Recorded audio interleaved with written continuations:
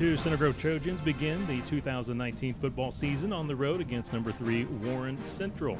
Color 1, Kevin Conrad, along with Ted Kitchell and Rick Embry, we welcome you to the 2019 Center Grove Trojan football season. Ted Kitchell, welcome back. We got a beautiful night for football and another vintage matchup here between Center Grove and Warren Central. Yeah, it is a beautiful night. A little wind out there might affect the passing a little bit, but you got two great teams, two teams that know how to win conference titles, know how to win state titles.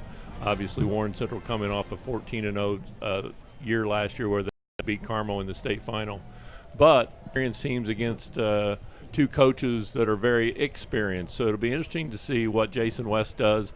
I mean, he's down a quarterback, so they've got to put somebody in there new for him. I would guess you'll see a lot of running game. Center Grove would like to see them pass the football probably as much as possible. With Center Grove, they've got some injuries going also, but we don't know exactly who they're going to put out there. We know that it's a new quarterback this year, and but the one thing we do know is Eric Moore likes to look at his team early, and usually they kind of stair step and get better as the year goes on. You remember last year they lost 3 of their first 5, and they had a very good chance of playing for a state title late in the year. Tonight's pregame show is being presented by Allstate, the Bontrager Agency of Greenwood. You're in good hands with Allstate. Coming up next, Aaron Holt talks with Center Grove head coach Eric Moore to preview tonight's conference opening game against Warren Central here on the east side of Indy.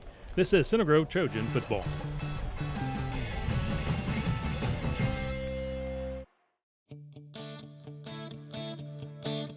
Hi, I'm John Bontrager. 20 years ago, my wife Shanda and I opened the Bontrager Agency right here in Greenwood, Indiana. Today, we serve over 2,700 families in the Greenwood and surrounding areas. I realize that customers have many options when it comes to the insurance purchase. If you're looking for an agency that treats you as a friend, please consider the Bontrager Agency. Can't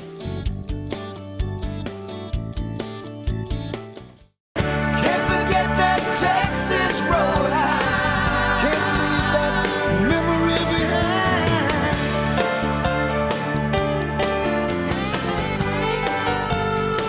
Stop by Texas Roadhouse for Wild West Wednesdays. Enjoy a hand-cut 11-ounce sirloin dinner for $9.99. That's right, an 11-ounce sirloin for only $9.99. Can't forget that Texas Roadhouse. Can't leave that memory behind. Aqua Systems was founded over 50 years ago to make the best water softeners and drinking water systems available and to just make it easy to get great water. People who shop us buy from us. Why? Clear pricing on great equipment with the best warranties anywhere. If you don't love your water system, bring it back. Everything comes with a money-back guarantee, so there's no need for high pressure. Give Aqua Systems a try. You'll love your water.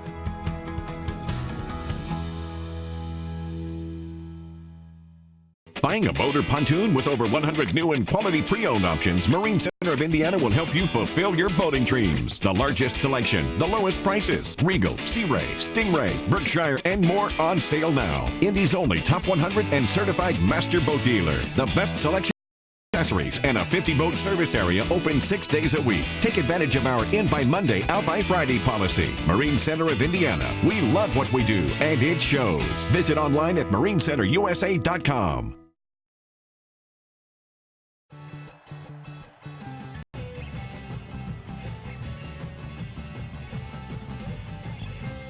Welcome to another season of the Allstate Bontrager Insurance Agency pregame show.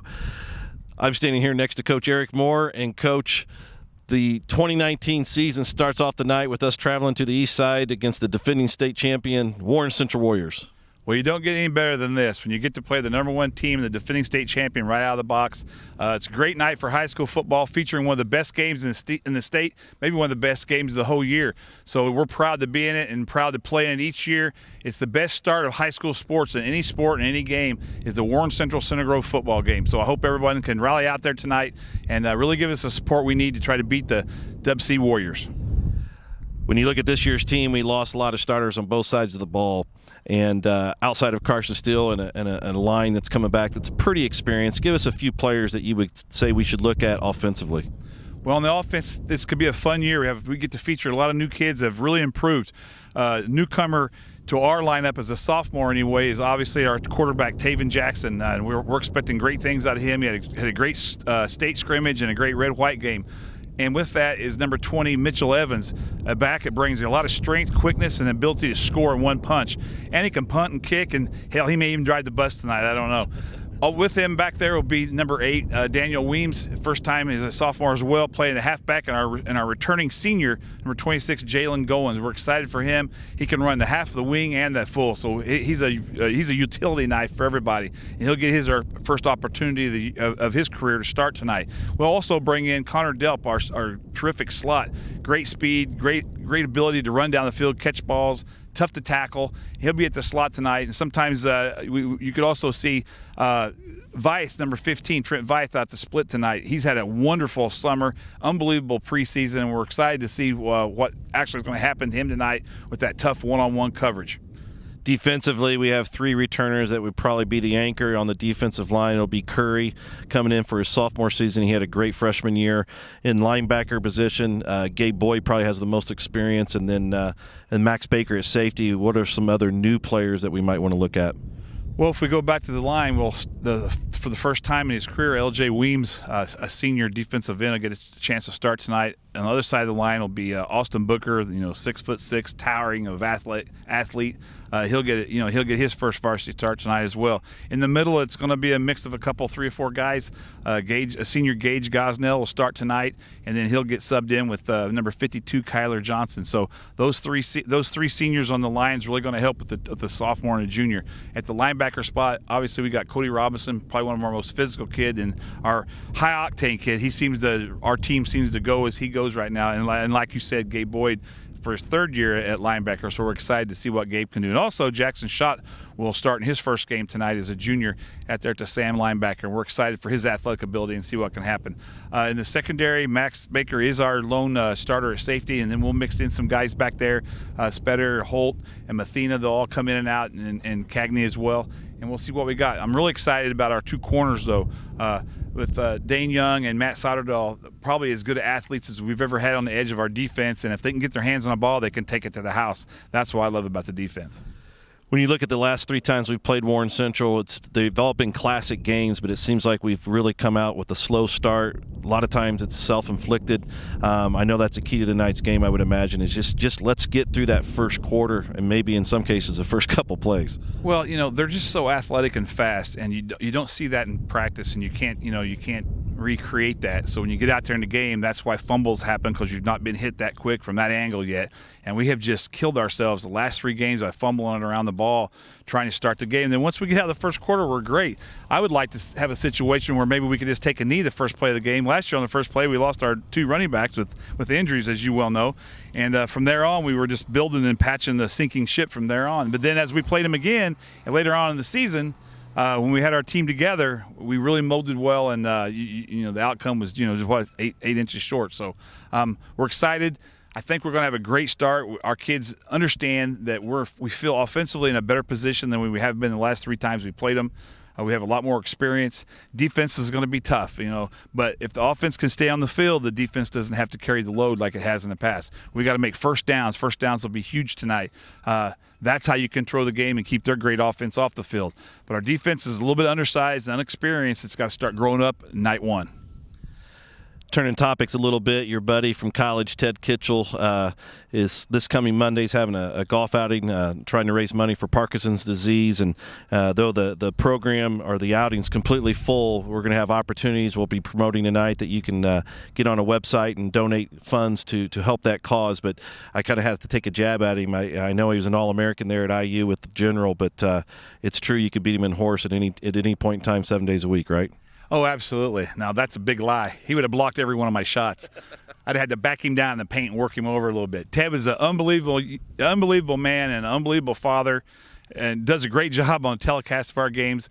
The best my book, he's the best basketball player in the history of IU basketball. I'm the big fan of Ted. I hope you guys can raise a lot of money and have a great time. I'm not playing because there's not enough golf balls there to go chase, because I'll lose every one of them. But I hope everybody comes out and has a great time with that. And Ted, you guys upstairs continue to do a great job for us, and we appreciate y'all, even though you give me a hard time sometimes. I love it. But thanks for what you do and raising money for such a great cause. Well, we're excited you're back for yet another season of Trojan football. You've built one heck of a tradition here. It's always great to start the season off with Dub C. We wish you luck not only tonight but the entire season, and let's have a great season. Well, the fans, if they come out and watch Trojan football, comes to the insurance purchase. If you're looking for an agency that treats you as a friend, please consider the Bontrager Agency.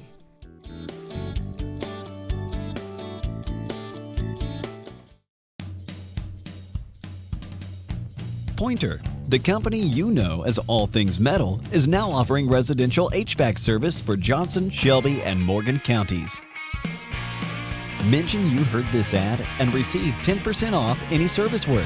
Give us a call at 317-893-1200. That's 317-893-1200. We are Pointer proud and honored to support the Center Commercial projects. We are the experts that can handle your next roofing, siding, windows, or restoration project. We also fix storm damage and more. No project is too big or too small. From start to finish, our project managers are on site and keep you informed on every detail. Our goal for each and every job is perfection and customer satisfaction. Call Reese Restoration today for your next home improvement project. It's football season here at Ray Skillman Buick GMC Truck. Score your best deal from the state's largest selection of GMC trucks and SUVs. 2019 GMC Sierra, up to $10,000 off. 2019 GMC Acadia, $199 a month. 2019 GMC Terrain, $199 a month. Come visit the #1 ranked GMC team in the state. Ray Skillman Buick GMC Truck, where we stack them deep and sell them cheap. Just 1/2 mile north of the Greenwood Park Mall.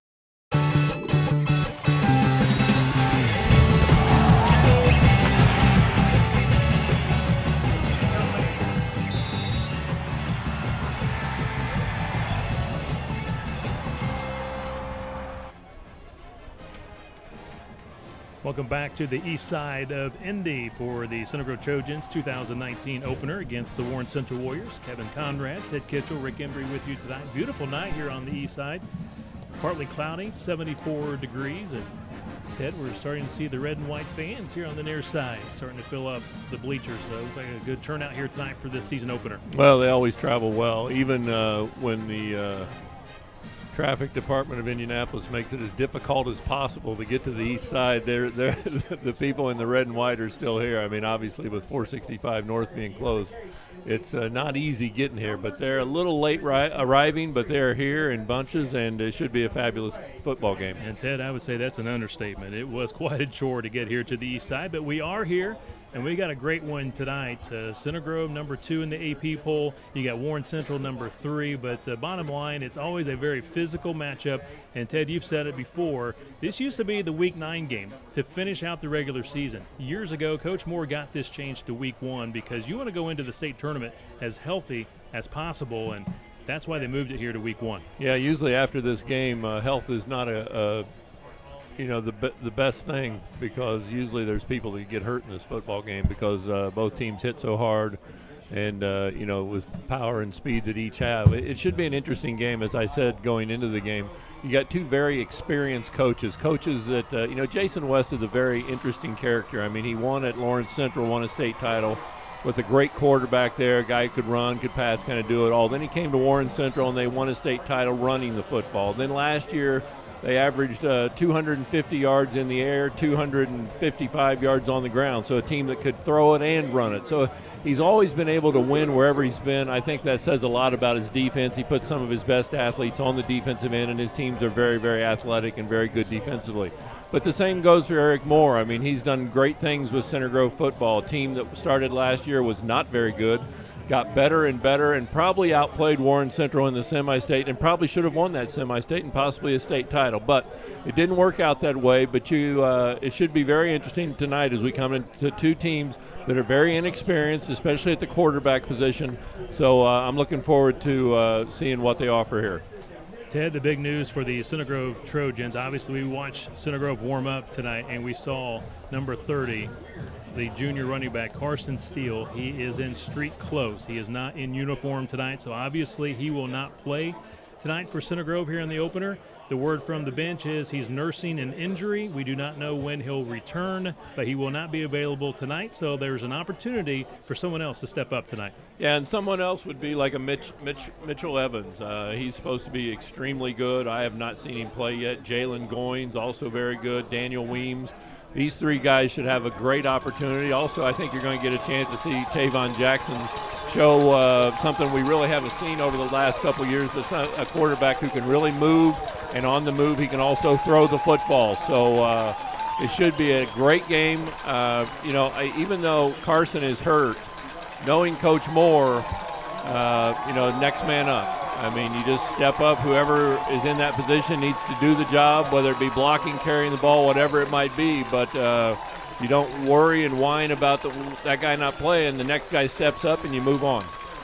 We see the Center Grove Trojans here on the near side in their home uniforms, I should say road uniforms, the white unis with the red trim. Captains headed out to midfield, and the captains tonight for the Center Grove Trojans. You talk about Ethan Crow, you look at number 54, you're talking about some of the key players' experience. 4 of the 5 time on a very good football team. Some is now and always has been is that you win titles with an offensive and a defensive line, and so it's got a good start with a great offensive line.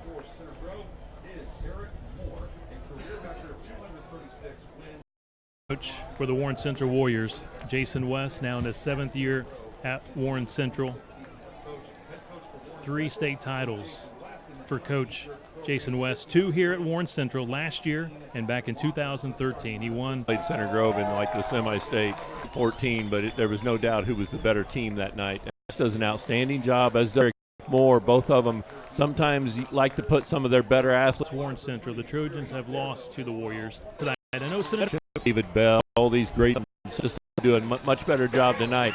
But again, I think a lot of it comes down to against the Warriors. Again, that goes down to inexperience, and you just can't those mistakes, things like that. Coach Mitchell. Again, when Andrew played the entire year last year, I look forward to great things from the offensive line. 5 yards for Mitchell Evans. He picks up the first down. Here's Connor Delp, gets around one tackler, gets outside across midfield and down the Warren Central sideline. Push out of bounds just short of the 45. He's out of bounds at the 46, 47-yard line. What a run for the junior Connor Delp. Yeah, great blocking on the left side. You could see that's the one thing that's not been able to do against a Warren Central team or Ben Davis, teams like that, is get outside.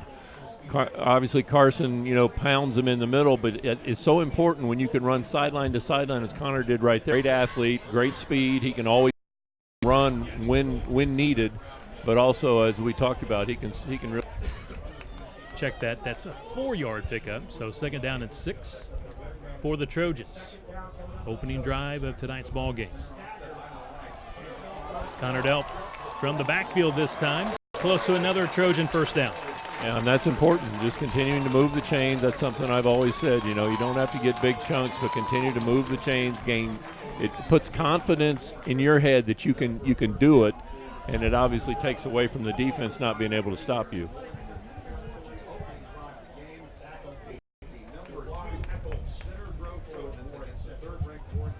It is a first down for the Trojans, 1st and 10. Trojans in on that offensive line tonight. You've got Drew Braden Sturm Jr., Andrew is a junior, and you're split in. Offensive and defensive lines are what win you championships. 3 yards for Weems on 2nd down and 7. Taven looks to the right side, throws it over the top. His receiver is bumped. Flag out. Penalty against the Warren Central Warriors. Intended receiver Trent Bythe. Yeah, and a nice job by Trent there. I mean, he really didn't have the defender beat, but the defender did bump him, right at the last point there when he I mean, football, at least get a penalty and move the chains. Javion Stanberry called for the penalty for the Warriors. So offsetting, holding against Trojans, and a penalty, pass interference against Warren Central. So offsetting penalties, so we'll redo the down. It'll be 2nd down and 7 once again.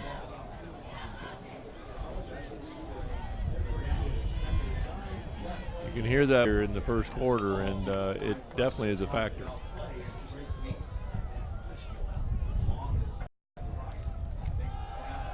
Weems to the 25-yard line. Looks like a first down.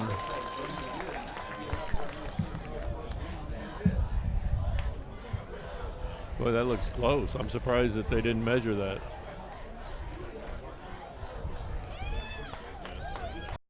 So it's a first down for the Trojans. Yeah, that's what I thought. 8 yards for Weems. Eyes aren't that bad. Taven Jackson stands tall in the pocket. Across the middle, has a man into the end zone. And it is an incomplete pass. I think the defender may have got his hand on it. The intended receiver was Connor Delp.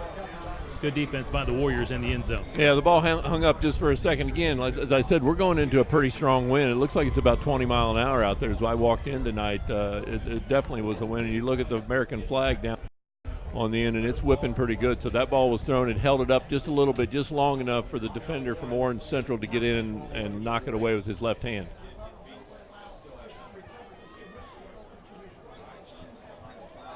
Second down and 10 at official.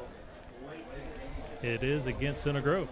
It's now 3rd and, 13. So the football now at the 28-yard line. 8:44 to go here in this opening quarter. Opening drive for the Center Grove Trojans. Taven Jackson in shotgun formation, almost like the pistol formation. You see Daniel Weems behind him. Taven throwing and incomplete pass. It'll bring up 4th and long. Still, Taven looks very, very good back there in the pocket. Looks comfortable. He looks like he's able to move. He's not afraid to throw the football. There was a nice little down and out move right there. Could have easily been completed. They're obviously in a difficult position here, being at the 28-yard line. I mean, you really don't want to punt. You're not going to be able to kick a field goal into a 20-mile-an-hour wind. So 4th down and 13, you're going to go for it.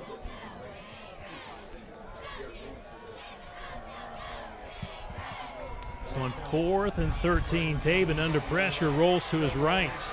Still trying to get away, and he's going to be sacked all the way back at the 39-yard line. So it'll be a turnover on downs. Yeah, there's a little bit of inexperience there. I mean, you got to throw that football away. I mean, even if it's only going to save you 15 yards, still, Warren Central gained 15 yards right there by Taven not throwing the football away. And something he'll learn is you just got to fire that football out of bounds right there and just let your defense deal with it on the field.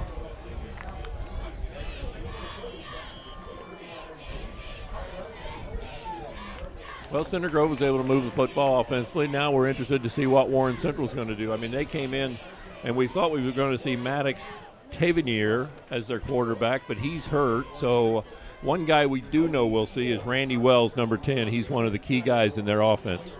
Kobe Moore, who is normally their starting tight end, is going to be the starting QB tonight, and he throws the first one and nearly was picked off right in and out of the hands of Max Baker, the senior safety.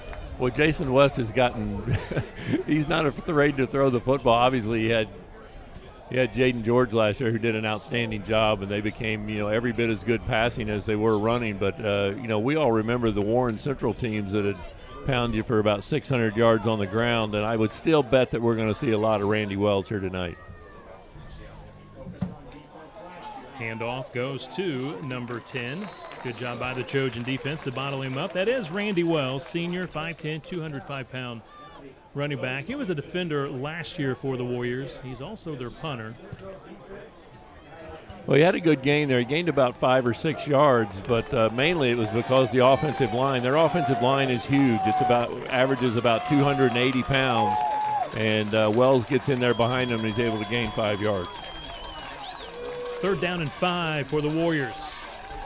And the QB is going to keep it, and he runs for the first down. He goes into Center Grove territory at the 48-yard line. And that's something else we thought we'd see a lot, just kind of a wildcat type play. Hike it there. He never had any intention of throwing that football. I mean, the linemen are downfield blocking for him. He's able to pick up about 7 or 8 yards on a very important first down.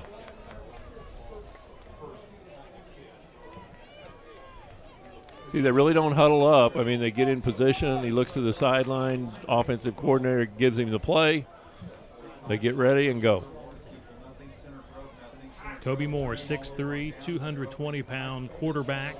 He's their third-string quarterback, and they hand it off, and the Trojans drop him in the backfield for a loss. Coming across is big number 91, Caden Purry, 6'5", 250-pound sophomore, All-State. Mentioned last year, I think he was also All-Conference last year as a freshman. Only a sophomore. He played a lot of minutes last year as a freshman. Very, very good. He has to feel very confident coming in here tonight after playing so much last year as a freshman. Also on that D-line for the Trojans, Gage Gosnell, L.J. Weems, and Austin Booker.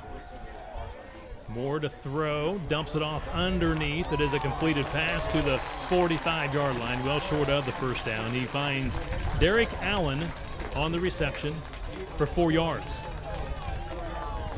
Center Grove very, very good there. They gave up a little bit of a gain there, but nice job of tackling and putting Warren Central in a 3rd and long situation. Allen last year, 22 receptions, 359 yards, 3 touchdowns. He's their top returning receiver this year. Incomplete pass. Great hit by Matt Soderdahl, junior defensive back. 4th and long for the Warriors. You see, everything for Warren Central as far as passing is the little, 3-4 yards and a hook, a little turn-in patterns right now. And Center Grove's done a nice job. Their linebacking crew has done a nice job of not giving Warren Central what they're wanting to look at right now. It looks like they're going to punt. This is Randy Wells, again, their starting quarterback. Last year, you may recall in the semi-state, first punt, he ran it for a first down. He punts this one all the way back inside the 10. The ball was lost momentarily. The Trojans, though, do recover. Is that Dane Young back there deep for the Trojans? And we do have a flag on the play. Well, you really wonder if your guy you don't want him fielding that punt inside the 5-yard line. He's got to have a good idea, knowing where he is. Usually they stand on about the 10-yard line. Anything over their head, they just kind of let go and hope that it goes into the end zone. But there is a penalty, and let's see what it is. Trent Veith, punt returner for the Trojans, was able to get back on it. Football right now at the 4-yard line, but there was a penalty thrown on the play. Yeah, again, we have 6:16 left to play, first quarter, no score. They were asking Center Grove if they wanted the penalty, and they said definitely, I think. So they're going to go back and redo this, and hopefully Center Grove will get a better opportunity, either return it or let it go in and take it from the 20.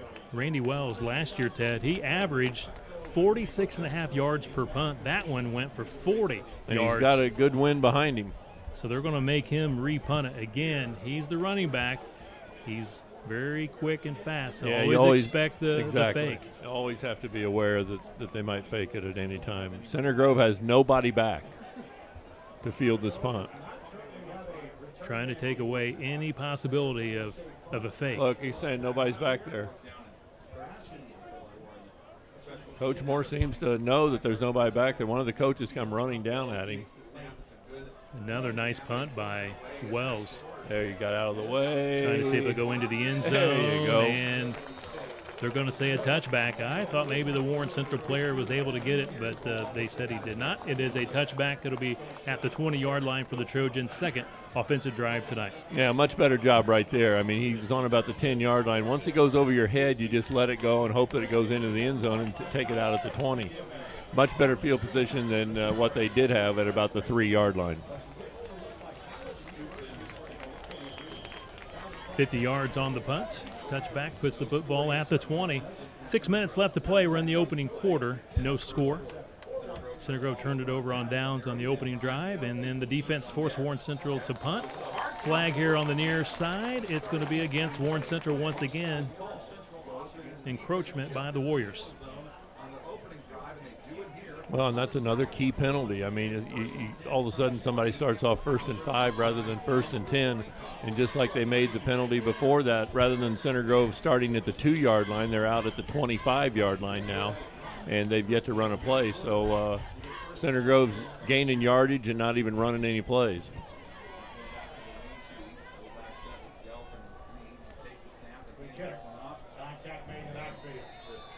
Mitchell Evans not able to find much. They got great penetration that time. They got him in the backfield. He gets 1 yard, though. Yeah, they sure did. They did a nice job of kind of shooting the gap right there, and he had nowhere to go. and something the offensive line will have to make some adjustments right there and make sure that they don't allow that to happen.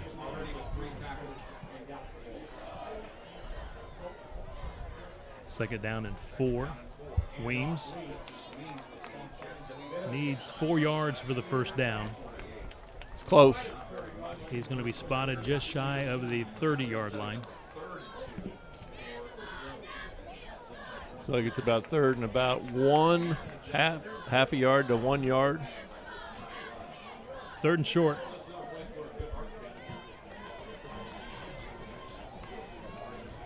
This is where your offensive line ought to pick this up for you, no matter who you hand it to. Quick count, quick hitter by Mitchell Evans. The sophomore picks up the first down. Warren Central does an outstanding job of diving at your legs and ankles to take you out right there.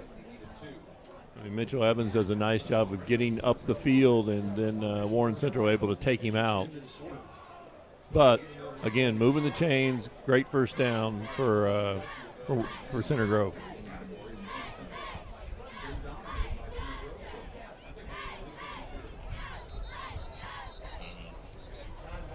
Timeout, Center Grove. Tonight's game being presented by Aune and Bertram Heating and Cooling. Proud to support the Center Grove Trojans. Aune and Bertram is family owned and operated with more than 30 years of experience. Call today for all your heating and cooling needs. 317-889-9574. Ted, Trojans offensively looked very solid in that opening drive. Stalled a little bit there toward the end. Turned it over on downs, but so far they've done a pretty good job. Again, the strength of this year's team is that O-line. Yeah, and you can tell it. I mean, the running backs, they're able to pick up yardage before anybody touches them. They're 2 or 3 yards down the field. So, really this might be good for Center Grove, for some of their backs, Evans, Goins, Weems, to get some experience back there without Carson Steele, because all of a sudden when you put 30 in that backfield with them, you're going to have a real powerful punch back there, not knowing who they want to take away, because they know Steele, what he's capable of, and the confidence in these other guys should be sky high by the time he comes back.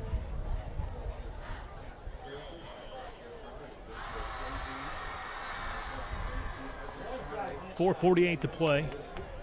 Opening quarter, no score. 1st and 10 for the Trojans. Mitchell Evans gets around the first tackler, picks up a couple. Ted, your impressions of the sophomore number 20, Mitchell Evans? He looks quick. I mean, I heard Coach Moore in the interview talk about a guy to watch offensively, very strong, very quick, elusive, knows how to get downfield, get in the end zone, and so far I'd say he was correct on each phase of his game.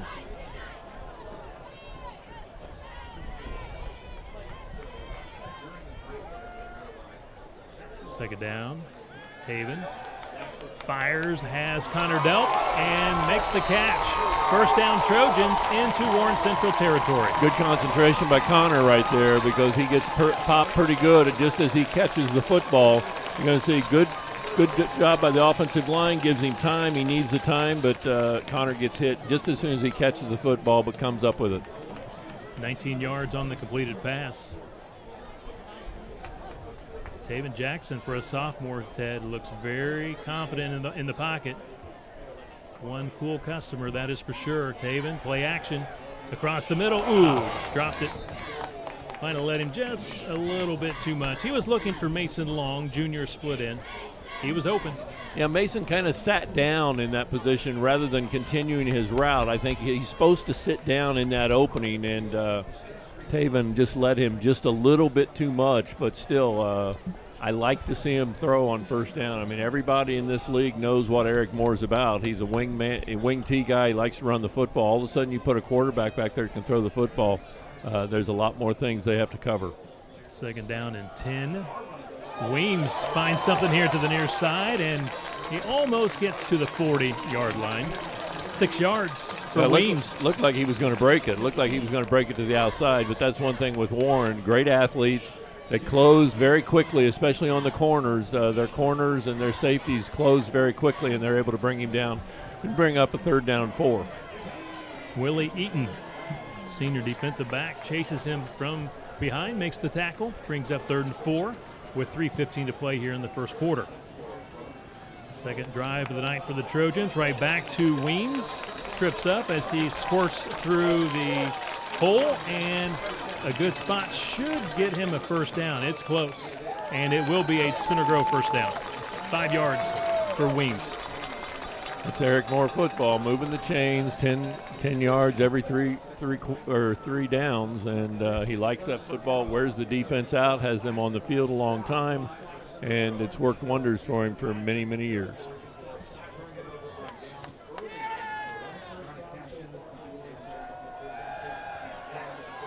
Throw it away. You got to throw it away if there's nothing there. Looking, and does find an open spot, just throws it away. Well done. Much rather see him throw it out of bounds than throw it in an open spot in the field. You never know who's going to end up in that spot. Watch it again, Ted. Look how elusive he is. He makes such a great turn there, gets away from the defense. Yeah, I saw him on the basketball court, and you could tell that he's a fabulous athlete and can really move out there. So you knew what he's going to be able to do. You put pads on him, put him out there as a quarterback. So, he can tuck it and take off running, too, at some point in time. 2:40 left to play here in this opening quarter. 2nd down and 10. Right back to Weems, the sophomore, chopped down at the 30.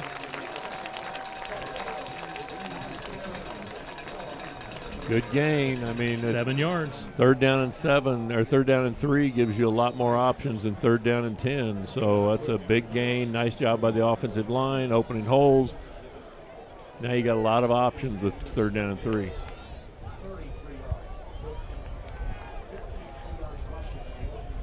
.215 and counting first quarter. Center Grove's second offensive drive, looking to score inside the 25 to the 24-yard line. Move the chains. Another first down for the Center Grove Trojans. 6 yards for Weems. Yeah, really big gain right there. Offensive line, again, doing an outstanding job. I mean, that's just right up over between the center and the guard, and Warren Central not able to take it away, and Weems able to running very, very hard, very low, getting lower than the defense, able to pick up 6 yards. We're inside 2 minutes, first quarter. 1st and 10. Inside handoff to number 26. First run of the night for Jalen Goen, 6'1", 185-pound senior. Gets a couple of tough yards for the Trojans. And now Mitchell Evans, sophomore, back in for Goins.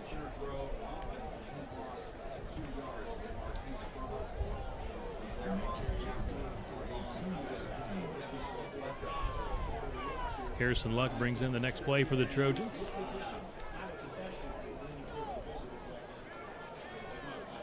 Second down and 8. Ball at the Warriors' 22-yard line.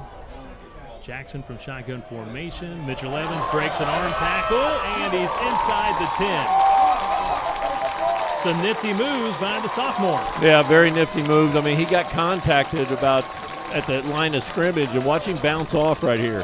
They hit him, boom, bounces off, picks up 10 yards, and Center Grove looking to get it across that goal line, put some points on the board. 18 yards for Mitchell Evans.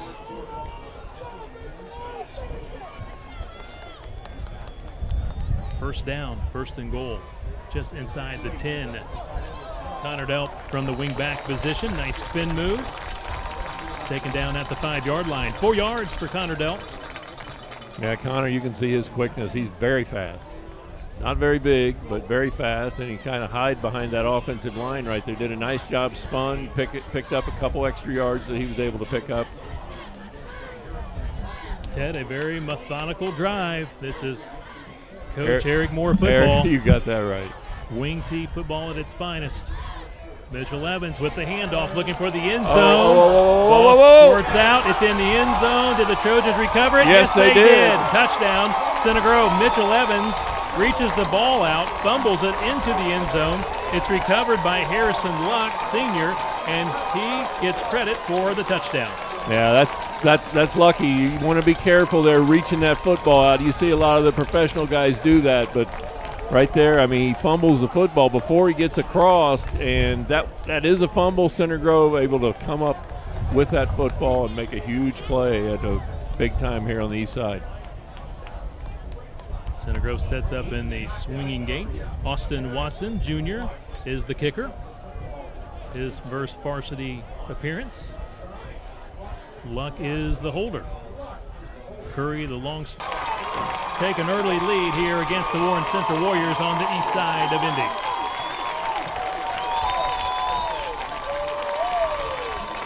Well, it was a great drive. I mean, they threw the football a little bit. Obviously, running game is still the strength of Center Grove football. Always will be as long as Eric Moore is there. Your wing T, running the football has to be a key. His offensive line did an outstanding job. I'm sure he'd be the first one to say that the offensive line scored that touchdown. They just continued to move the football, picked up first downs when they needed to. But something they needed, put some points on the board. As Eric mentioned, they've had difficult time over here playing these guys getting behind, and tonight getting on top early is something very, very important. So 9 seconds left to play here in the first quarter. Center Grove in front, 7-0. Might have been nice if we'd have let that 9 seconds roll off and we could have kicked with the wind behind us, because I think you're going to see Warren Central probably get decent field position right here because that wind's strong that he's kicking into. I would guess it'll be some type of a pooch kick, which is, usually Eric Moore tries to pooch it down to about the 25-yard line.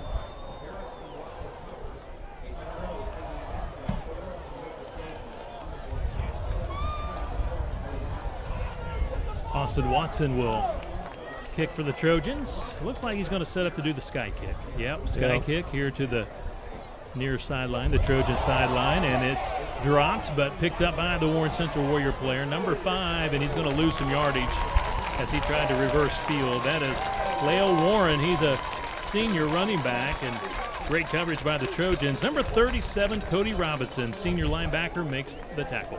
Well, he caught it at about the 30, and they're going to start at the 21, so Center Grove does a nice job of covering that kick. Warren Central should know that that's what's going to happen. I mean, Eric Moore does that more than anybody, especially into the wind. He's going to pooch kick it, and he'll give up the 30, 35-yard line. He just doesn't want a big one. 1 second left to play in this first quarter. Kobe Moore, starting quarterback tonight for the Warriors. He's their backup. They try to run it up the middle. Great job by the Center Grove defense. That's your final play of the opening quarter here at Warren Central High School. The Center Grove Trojans lead the state defending champs by a score of 7-0 after one quarter. We'll take a break. This is Center Grove Trojan football.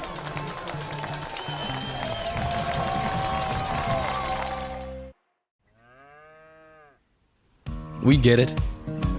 It's just the way things are. When you're under pressure to get the job done, it seems you have to accept the fact that some equipment will sit idle or underutilized. But it doesn't have to be that way. That's why United Rentals is combining equipment, data, safety, and expertise to help your worksite perform better. United Rentals. A better worksite is here.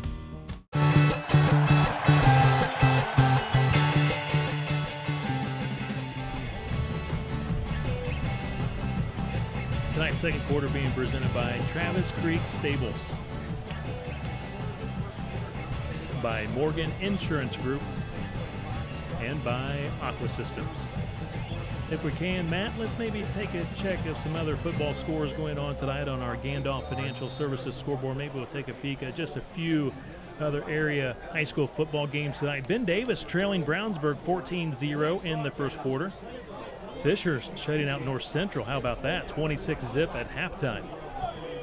And New Pound, no surprise there, beating Kokomo 21-0 in the first quarter. Now let's go back to action to begin things here in the second quarter.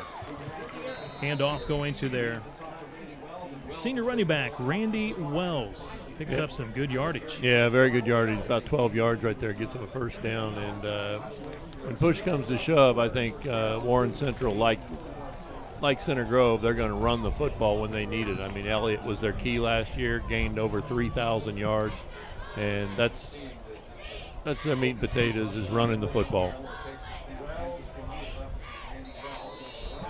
On first down, they get it to the 39-yard line. On that drive for the Center Grove Trojans, they had 15 plays. Again, a very methodical drive. They ran the ball 12 times, 3 passes by Taven. They moved the ball 80 yards in 6 minutes. Again, Luck recovers the fumble in the end zone for the score.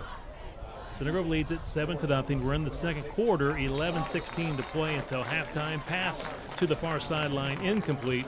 Derek Allen, the senior wide receiver, could not bring it in. Brings up 3rd and 7.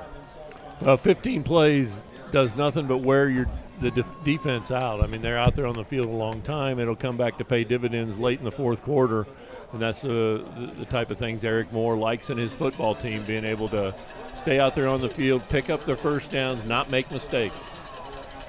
Big 3rd down, 3rd and 7, bad snap, and Moore, the quarterback, all he can do is get on the football, and Caden Curry nearly was able to recover the football for the Trojans. Center Grove should get excellent field position right now. I mean, the wind's still blowing into Warren Central now, so Randy Wells not going to be able to punt that ball as far as he did earlier in the game, and they're looking at 4th down and about 20. So loss of 12 yards for the Warren Central Warriors. Center Grove needs to move up just a little bit. This football shouldn't be able to punt it over their head. Wells had a 50-yard punt in the first quarter. Like Ted said, though, that was with the wind. Let's see how he does against the wind. This one's a line drive. Trojans do a great job to come up to pick that one up in the air. Coming this year is this side is Trent Veith, and he'll get it to the Trojan 49-yard line. Great job, Ted, that he ran up and caught that one and returned it. I mean, Randy Wells did a nice job. Into the wind, you want to kick more of a line drive, which is exactly what he did, hoping that the defender is too far back. But he came up, he caught the football. He didn't gain a lot of yardage after the catch, but still he caught the football, saved Center Grove probably 10 or 15 yards by not letting the ball bounce. Now they get the ball in excellent field position. 6-yard return for Trent Veith. Center Grove in front, 7-0, 10:22 to play, second quarter.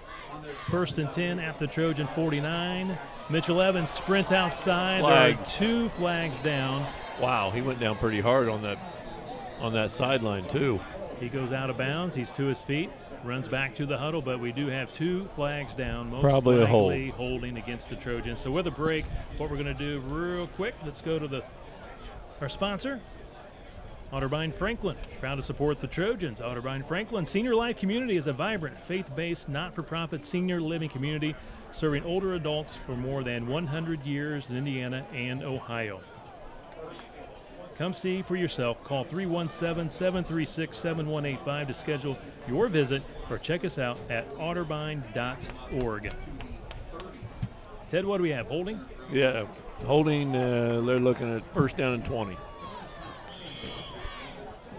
10:15 to play, first half. This is where you need not to panic. I mean, you got the wind at your back. If you don't pick it up, you're going to punt and probably have Warren Central not going to have that great a field position. So be confident in what you're dealing with here. Official calls a timeout. Must have some blood or something on his arm. Ethan Crow, 6'5", 305-pound senior center, has to exit the game to wipe off something. I don't know if it's blood but the referee wants him to come off the field for at least one play, and that's significant because center is a key. With a long snap going on, he's in shotgun formation. It's a good snap. Handoff going to Weems.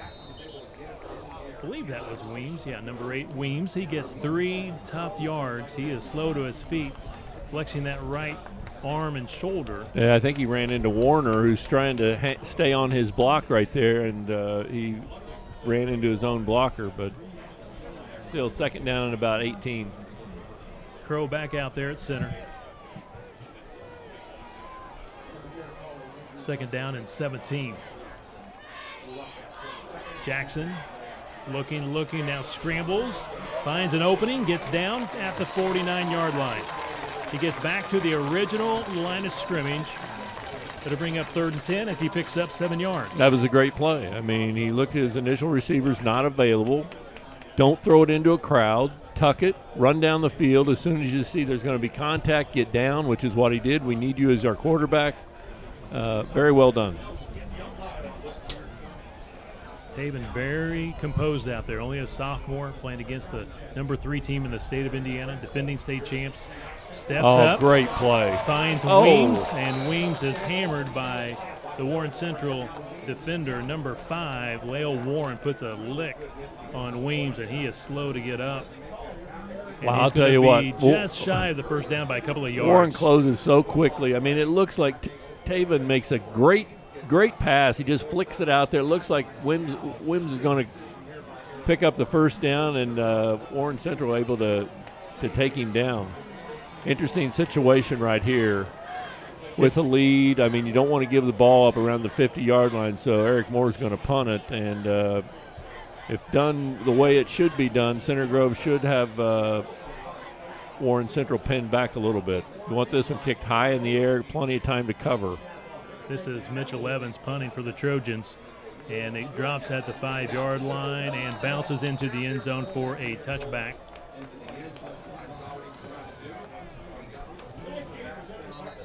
.43 yards on the punt.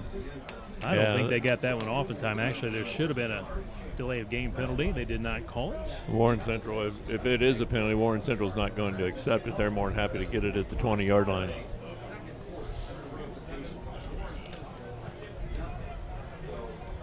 Tonight's game being presented by Travis Creek Stables. Travis Creek Stables facility features 15 acres of land complete with 27 stalls, a fully heated barn and indoor arena, beautiful temperature-controlled lounge with viewing areas, and an outdoor arena to accommodate their expanding training and lesson program. For more information, go online to traviscreekstables.com. So football at the 20. We have 7:45 left to play here in the first half. Center Grove in front of Warren Central 7-0, and Wells finds a big opening on the far side of the field across the 30 to the 31-yard line. 11 yards, picks up the first down. I mean, the one thing I know that the Center Grove coaches have continued to preach to this defense is when you play Warren Central, they're only one play away from 80 yards and a touchdown, 75 yards and a touchdown. You have got to stay focused on what you're doing and what needs to be done out there on the field. Moore looks to the sideline for the next play. New set of downs at the Warren 31-yard line. He's throwing, and he cannot hang on. He was looking for DeMarcus Brown. He's a senior, and he got a little twisted around and just couldn't quite haul it in, but also may have heard some footsteps. Yeah, that's a hard play. I mean, you're looking back. You're running to your right, looking back over your right shoulder, trying to catch the football while also trying to turn upfield without the defender catching you. But Center Grove defense did a nice job knocking that football away. Max Baker on the coverage, 6'2", 186 pounds. Second down and 10, 7:15 to go. And quarter number 2, Wells back to the ground game, just short of the 35-yard line, third down coming up. Tonight's game also being presented by Morgan Insurance Group. Morgan Insurance Group is your local independent insurance agency serving its clients for more than 80 years. Morgan Insurance Group provides personal service for all your business, home, auto, and life insurance needs. Visit them online at morganinsurancegroup.com or call 317-889-1000. Ted, big play here, 3rd and 7. Moore from shotgun formation, and Curry got him. Curry sacks him, the sophomore.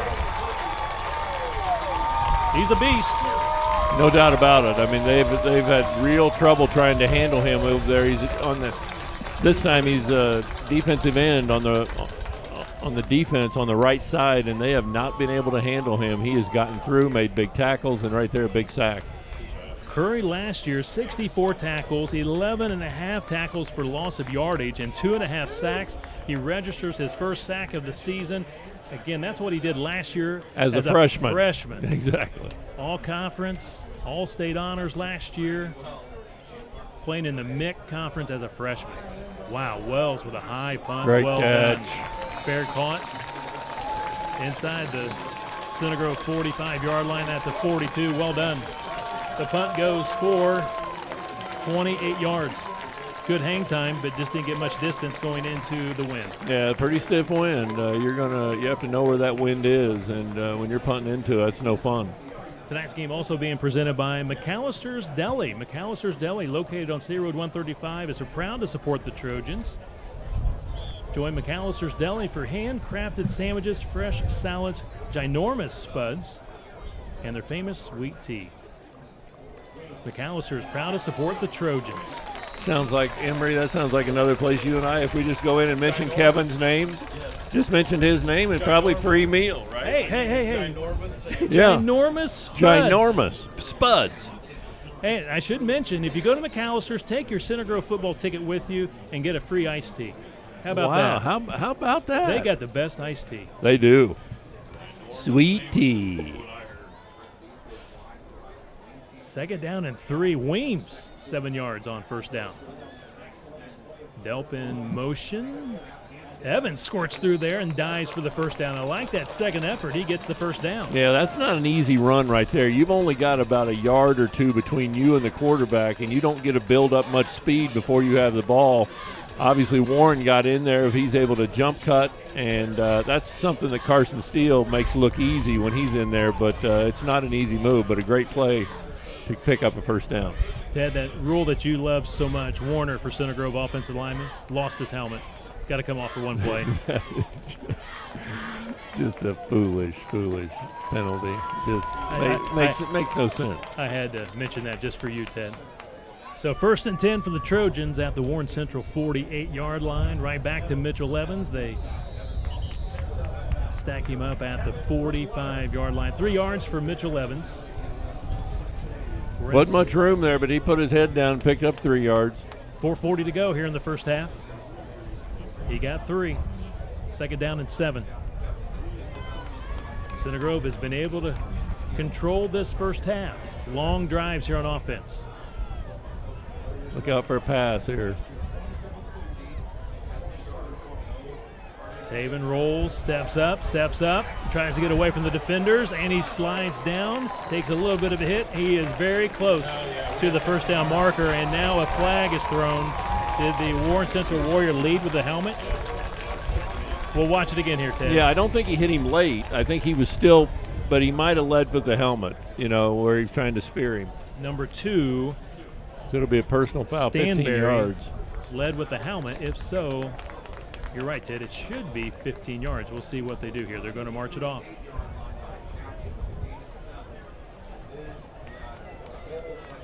Another good play by Taven right there. I mean, he had an open receiver running to his right, but he didn't have time to throw it. So rather than that, he tucked it, picked up 10 yards, and then another 15 with the penalty. So just a very, very good play. And you can see what he can do back there. It just puts a lot of pressure on the defense when they've got to chase him down and know that he can run at any time.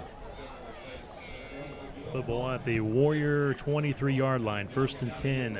Weems back in there, right up the middle, just short of the 15. This defense has been on the field a lot of time here in the first half, and the offensive line for Center Grove starting to wear them down and picking up big chunks. Good to see Weems back out there as he took a big hit moments ago. Back out there running, seems to be okay. Picks up 7 yards, second down and 3. 3.5 minutes to play here in the second quarter.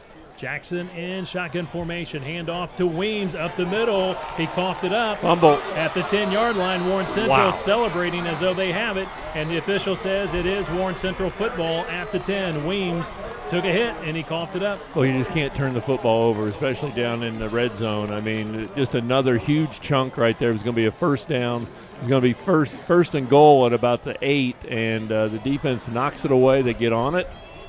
And whether they score or not before halftime, Warren Central is very thankful they were able to pick up a turnover right there. Let's take a quick look at the scoreboard while we got a moment. The Gandalf Financial Services scoreboard. Cathedral shutting out Noblesville, 20-zip in the second quarter. Southport leads Roncalli in the second quarter by a score of 7-3, and Columbus East beating Whiteland by 1 in the second quarter. Now let's get back to action.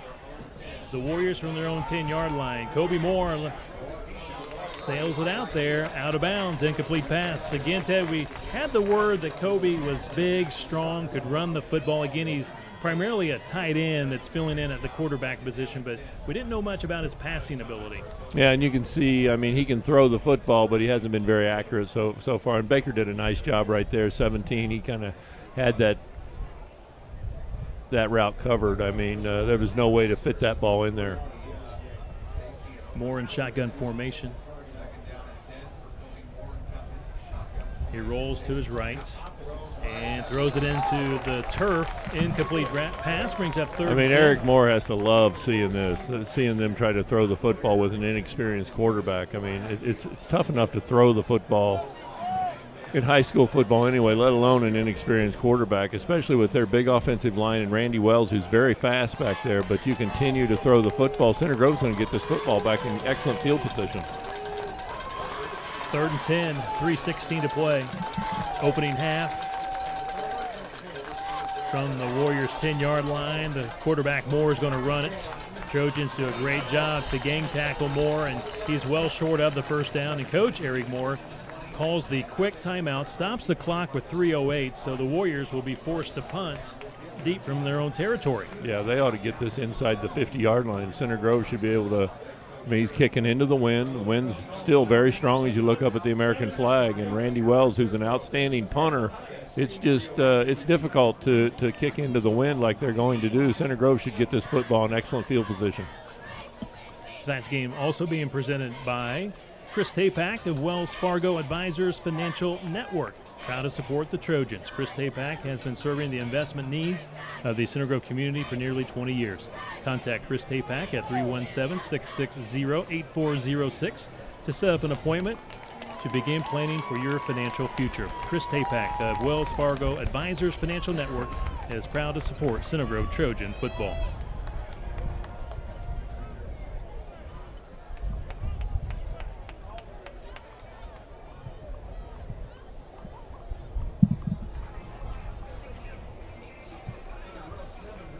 Well, Warren, by not only throwing the football right there, I mean, they gave Center Grove a lot of time. Center Grove they used one timeout here right at the end, but other than that, I mean, the incomplete passes, obviously the clock stops. So Center Grove should, as I said, get this football in great field position right here. Wells inside his own 5. Not a very good punt into the wind. Line drive kick doesn't quite get it to the 40. Out of bounds at the 39-yard line. Only 22 yards on the punt. And still 3 minutes to go till half. So Center Grove, plenty of time.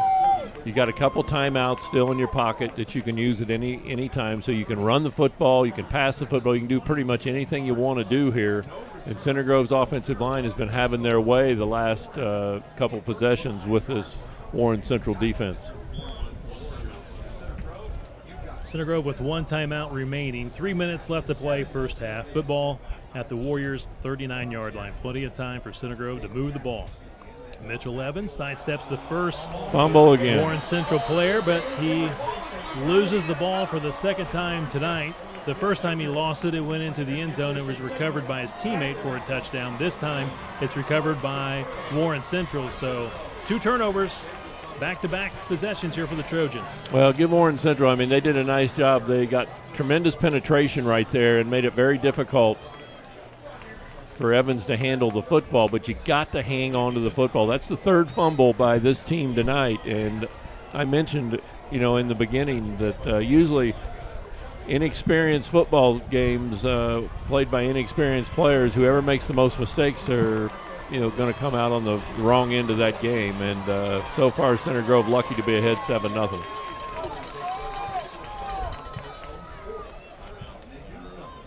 Football's at the 40, and Coach Eric Moore calls a timeout. Stops the clock. 2:54 left to play until halftime. Center Grove in front 7-0. Let's go back to the Gandalf Financial Services scoreboard. Area scores tonight. Bloomington North shutting out Greenwood 11-0 in the opening quarter. Brownsburg, really good team this year for Coach John Hart, leading Ben Davis 22-3. That's in the second period. Carmel and Trinity of Louisville, Kentucky, that's in the first quarter. Getting a little bit of a late start. I think that was a 7:30 kick. And now Trinity, Kentucky just scored, so they're up 7-0 on Carmel. Hamilton Southeastern leading Lawrence Central in the second quarter, 10-7. Fishers shutting out North Central. A little bit surprised by that, 26-0 at halftime. North Central played so well last year. Not surprised by that. That's Center Grove's opponent next week, New Palestine. Wow. Blanking Kokomo 42-zip in the second quarter. Are you kidding me? People, if you want to see a great football game, that's the game to come to. Next week at Center Grove playing New Pal. I mean, that team embarrassed. They outplayed Center Grove and embarrassed Center Grove. You can bet that Eric Moore will be ready for that football game next week. Kobe Moore hands it off to Wells. He is hit by a couple of white jerseys. I see number 4 leading the way, Matt Soderdahl, and also Max Baker.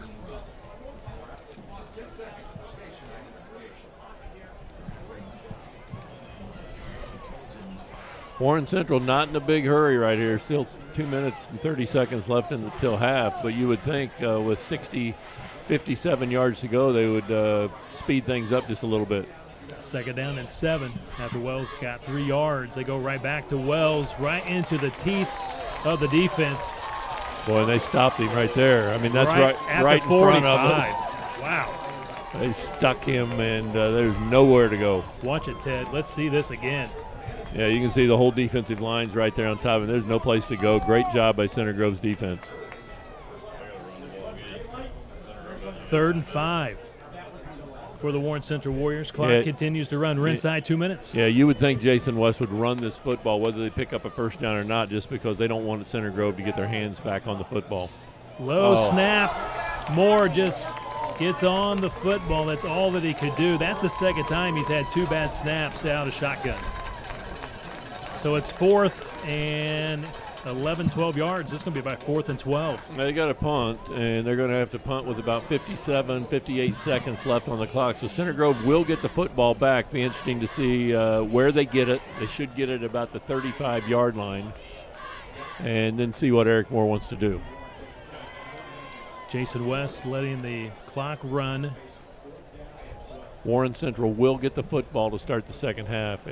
I think Center Grove took the opening kickoff, so Warren Central will get the football to start the second half. Jason West calls the timeout, stops the clock with 57 seconds left to play here in the first half. Center Grove in front 7-0. Recap for the Trojans. Opening drive, Center Grove turned the ball over on downs after really moving the ball well, but could not pick up the necessary yards for the first down on that opening drive. Forced a punt for Warren Central on the Warriors' opening drive, and then the Trojans on their second drive score. Harrison Luck recovered a Mitchell Evans fumble at the goal line in the end zone. It was 7-zip Trojans with 9 seconds left to play in that opening quarter. And since then, Ted, we've had for Warren Central punt. So yeah, at one point in time, 2, 3, 4 punts for Warren here in the fourth quarter. At one point in time, Center Grove had outgained them 112-12. I think that was after the first score, and things really haven't changed much. It's a huge difference between offenses. Warren Central has not been able to move the football. Center Grove has. They've just fumbled it 2 or 3 times. So this game could easily be about 21-0. And for the Trojans here in the second quarter, 1 punt, but more costly, 2 fumbles. So the Trojans need to get some stickum here at halftime. Well, 2 costly fumbles, one inside the 10-yard line as they're going to go in and score, and the other one at about the 25-yard line. So gave it up in 2 critical positions right there where they had a chance to score. Wells to punt. He's been very good tonight. This one's got a lot of hang time. Fair catch at the 31-yard line by Trent Byth with 49 seconds left to play in the opening half. That's about as good as Warren Central could hope for right there. That's a pretty good punt into that wind, and Center Grove, as I said, they're probably going to get it about the 30, 35-yard line. They're going to get it at the 31. So they got 69 yards to go, and they've got 49 seconds to do it in. And no timeouts. I would be very surprised if they don't just run a couple plays and go into halftime pretty happy with a 7-0 lead.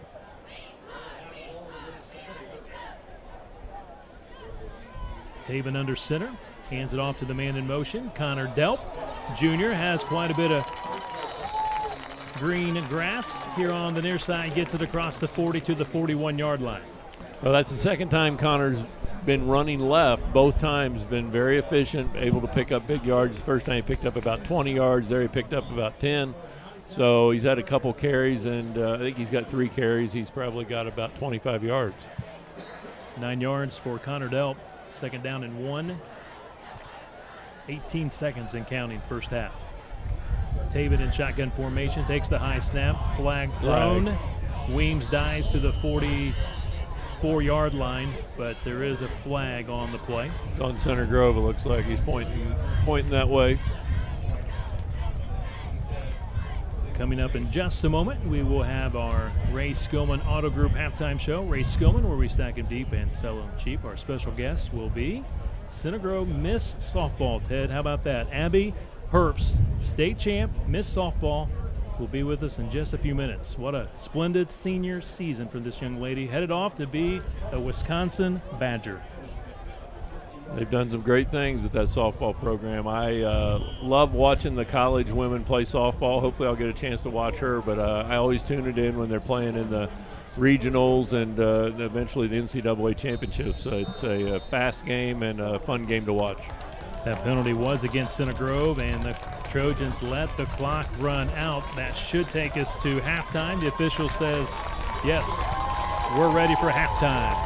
And the Center Grove Trojans in the season opener here on the east side lead the Warren Central Warriors by a score of 7-0. We'll take a break and be back with our Ray Skillman halftime show. This is Center Grove Trojan football.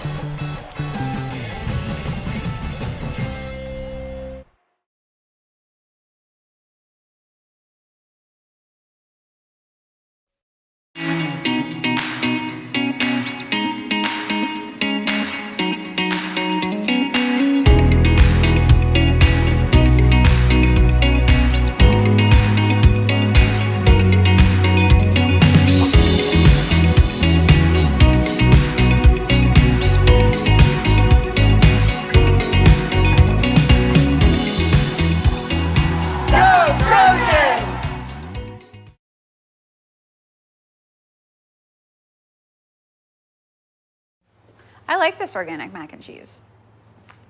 And I like this organic mac and cheese. Is that my mac and cheese? Is that my belt? Is that my perfume? Is that my bronzer? Is that my choker? Is that my choker? Are those my bangs from 3 years ago? Is that my earring in your nose? Winning tastes so good. You'll like them both, but love our price. Award-winning organic mac and cheese from Aldi. Simply smarter shopping. When it comes to quality, we don't cut corners. When it comes to excellence, our work ethic is unparalleled. When it comes to honesty, we live and breathe by it. When it comes to custom homes and remodeling, we've been serving Central Indiana for 28 years. And when it comes to relationships, well, that's what we do. Because when it comes to your community and your unique custom home, it's all about you. Welcome to Duke Homes. Pointer, the company you know as All Things Metal, is now offering residential HVAC service for Johnson, Shelby, and Morgan counties. Mention you heard this ad and receive 10% off any service work. Give us a call at 317-893-1200. That's 317-893-1200. We are Pointer proud and honored to support the Center Grove community.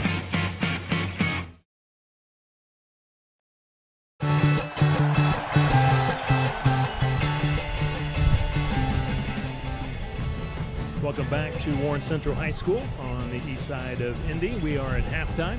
The Center Grove Trojans lead the Warren Central Warriors 7-0. This is the Ray Skillman Auto Group halftime show. Ray Skillman, where we stack them deep and sell them cheap. Special guest now join us here at halftime. We now call her Miss Softball. Welcome, Abby Herbst, state champ, Miss Softball 2019. Abby, once again, congratulations. Thank you so much. Thanks for having me. Well, what a splendid senior season for you and your teammates. You've been so close to winning that state title the last couple of years, getting to the semi-state twice and Final Four. And this year you guys get through, and you finally do it. How exciting was it to win that state championship? It was honestly, perfect. A dream come true, honestly. Every year we made it one step farther, and this year we made it as far as we could, and it was just awesome. It was unbelievable. So Abby Herbst was the starting pitcher for the Trojans, the dominant pitcher. She also played first base, also won a Center Grove's probably top hitter this year. And Abby's getting ready to head off to the University of Wisconsin to play softball for the Badgers. She's going to leave Tuesday. So we wanted to bring her up tonight to talk to her. I know next Friday night for the New Pal game at Center Grove, they're going to honor Trace Jackson Davis and the softball team and the state championship team. But Abby couldn't be there, so we wanted to make sure we had her on tonight. And Abby, reflect back. I know it's not been that long, maybe just now a month or two, but take us through that state tournament and just the excitement and the thrill of having that opportunity to win that state title at Purdue University. Yeah, so I was actually just talking to my parents last night about our sectional draw and how I thought it was going to be so hard, and we did have a very hard sectional draw, but we were just talking.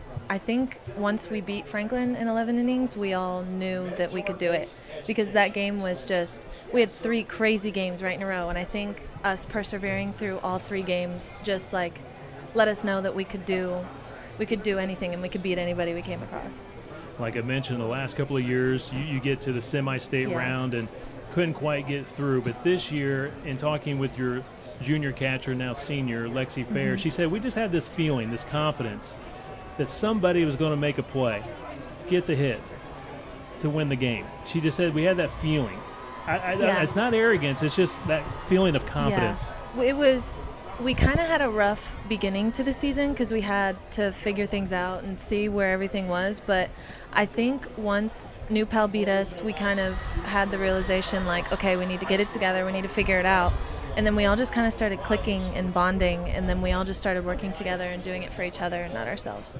So, Abby, you played 4 years of Center Grove High School softball. It's so special. Great tradition at Center Grove for softball. 7 state championships. What are you going to remember most about your time at Center Grove High School? The community, I think. I mean, nothing beats a home game when the stands are filled with students and fans that we've had forever, and parents, and everybody was just so supportive of us, just like they are of Center Grove football and Center Grove basketball. I mean, it's just the community. I'll probably never feel that sense of community again. And all the people in the stands at the state game, we've gone back and watched the state game probably 30 times since we won. I mean, it's just seeing all the fans and seeing all the people there to support you no matter what was just amazing. Also, your best friend in Piper Belden, you guys did it together. Piper also very close to winning a state title in softball, obviously, the last few years. She was very close to winning one in soccer last year. So it was great to see not only you, but also for Piper to win that state championship in your guys' senior year. But maybe talk about, again, there was a great moment, I think, right before that 7th inning started when you went out to take the pitcher circle that you guys kind of hugged. It was very emotional, but you kind of knew this was the last time you were going to play as teammates at Center Grove High School. Yeah, Piper and I have been friends since middle school, but we knew that, I mean, we got so much closer in high school softball, and we bonded and we hung out every day, and we talked about everything together. And so just like thinking about that being our last inning and those being our last 3 outs together in a Center Grove uniform was just kind of surreal. So we wanted to take a minute at Purdue and just soak it all up, because a lot of the game, I was talking to my parents, I don't even remember a lot of the game. I just remember the big moments, because it was so surreal. And like I think I've finally started to like soak in that we won, but still a lot of it hasn't even sunk in that we won state. So then, Abby, you go to the All-Star game this past summer. That's when they announced officially that you were the 2019 Miss Softball, which you are the 3rd from Center Grove to win that great honor. How thrilling was it to hear your name finally on the PA system say you are Miss Softball 2019? It was awesome. I mean, I was up against some great girls, great pitchers too, that were dominant in the northern half of the state. And so I was grateful just to be nominated, but hearing my name was just an instant smile, and I had the smile for the rest of the day. So it was unbelievable. So the next chapter for Abby is University of Wisconsin. I know they've recruited you primarily, at least you told me, as a first baseman, but obviously they're very interested in you as a pitcher as well. Talk about your next chapter going to Wisconsin. Yeah, so when they originally recruited me when I was a freshman, I was going there to be a hitter and a first baseman. And then over the past few years, I sort of molded into a much better pitcher. I worked really, really hard. And so now I think I'll go there and I'll do all 3.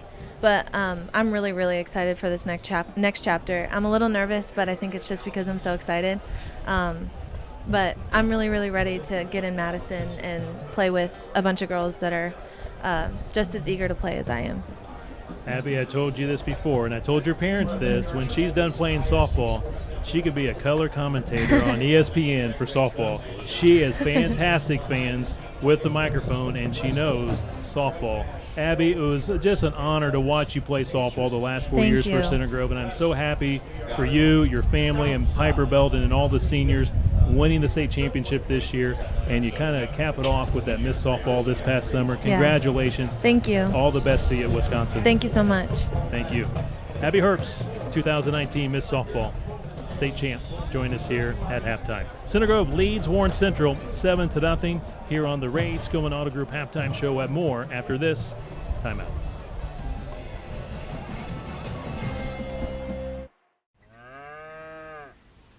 We get it. It's just the way things are. When you're under pressure to get the job done, it seems you have to accept the fact that some equipment will sit idle or underutilized. But it doesn't have to be that way.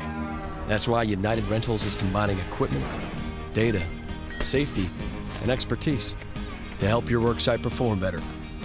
United Rentals. A better worksite is here. Reese Restoration is a family-owned business that specializes in residential and commercial projects. We are the experts that can handle your next roofing, siding, windows, or restoration project. We also fix storm damage and more. No project is too big or too small. From start to finish, our project managers are on site and keep you informed on every detail. Our goal for each and every job is perfection and customer satisfaction.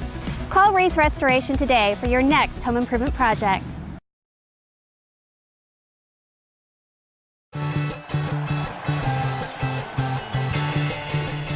Welcome back to the Ray Skillman Auto Group halftime show. Ray Skillman, where we stack it deep and sell them cheap. Here at intermission, Center Grove leads Warren Central 7-0. Kevin Conrad now joined by Rick Embry here on the halftime show. And Rick, let's do a quick recap of this opening half. It was a lot of punts by both teams. Center Grove turned the ball over a couple of times, but Center Grove did have that second drive of the night that resulted in a touchdown. So Center Grove does lead at 7-0, but I felt like the Trojans controlled that first half. Yeah, dominating performance by Center Grove. You look at the yards at halftime, and unofficially I have Center Grove with 153 yards and Warren Central with 38. So, I mean, not any drives of note from Warren Central, like you mentioned, all of the punts.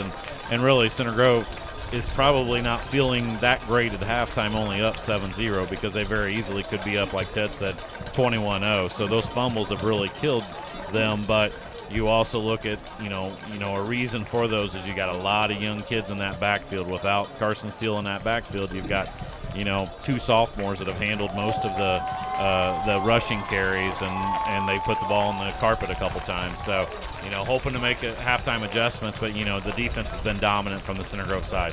Trojans emerge from the locker room. We're about ready for the second half. And, Rick, let's talk about Center Grove sports tomorrow. Big day. First for the Center Grove boys tennis team hosting a tournament, hosting Perry Meridian, Brownsburg, Terre Haute South. It'll get underway at 8 o'clock tomorrow morning. But what a big win for the Trojans this past, or actually last night, beating Park Tudor in the opener. That was a big win. I mean, it's a team that 5 out of the 7 kids that played last night have not ever played varsity before, and they turn around and they beat Park Tudor, who I don't think Center Grove last year they didn't beat them, and they haven't beat them in at least 5 or 6 years. So Park Tudor's normally a top 10 team, and they got some big wins last night from 4 kids that have never played the varsity level before, and Luke Embry, Landon Finlinson, and then Carson Contos and Glenn Swaney at 2 doubles with a deciding point. So a good performance by them last night, and then they turn around and have 3 very tough matches tomorrow against Perry Meridian, Brownsburg, and Terre Haute South, which is normally a very,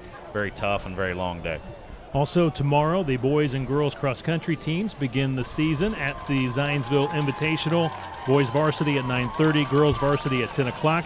The girls soccer team will host Avon at 9 o'clock in the morning.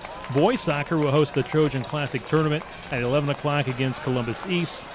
At 11 o'clock also Brownsburg against Elkhart Memorial, and the championship and consolation games will be at 2:30.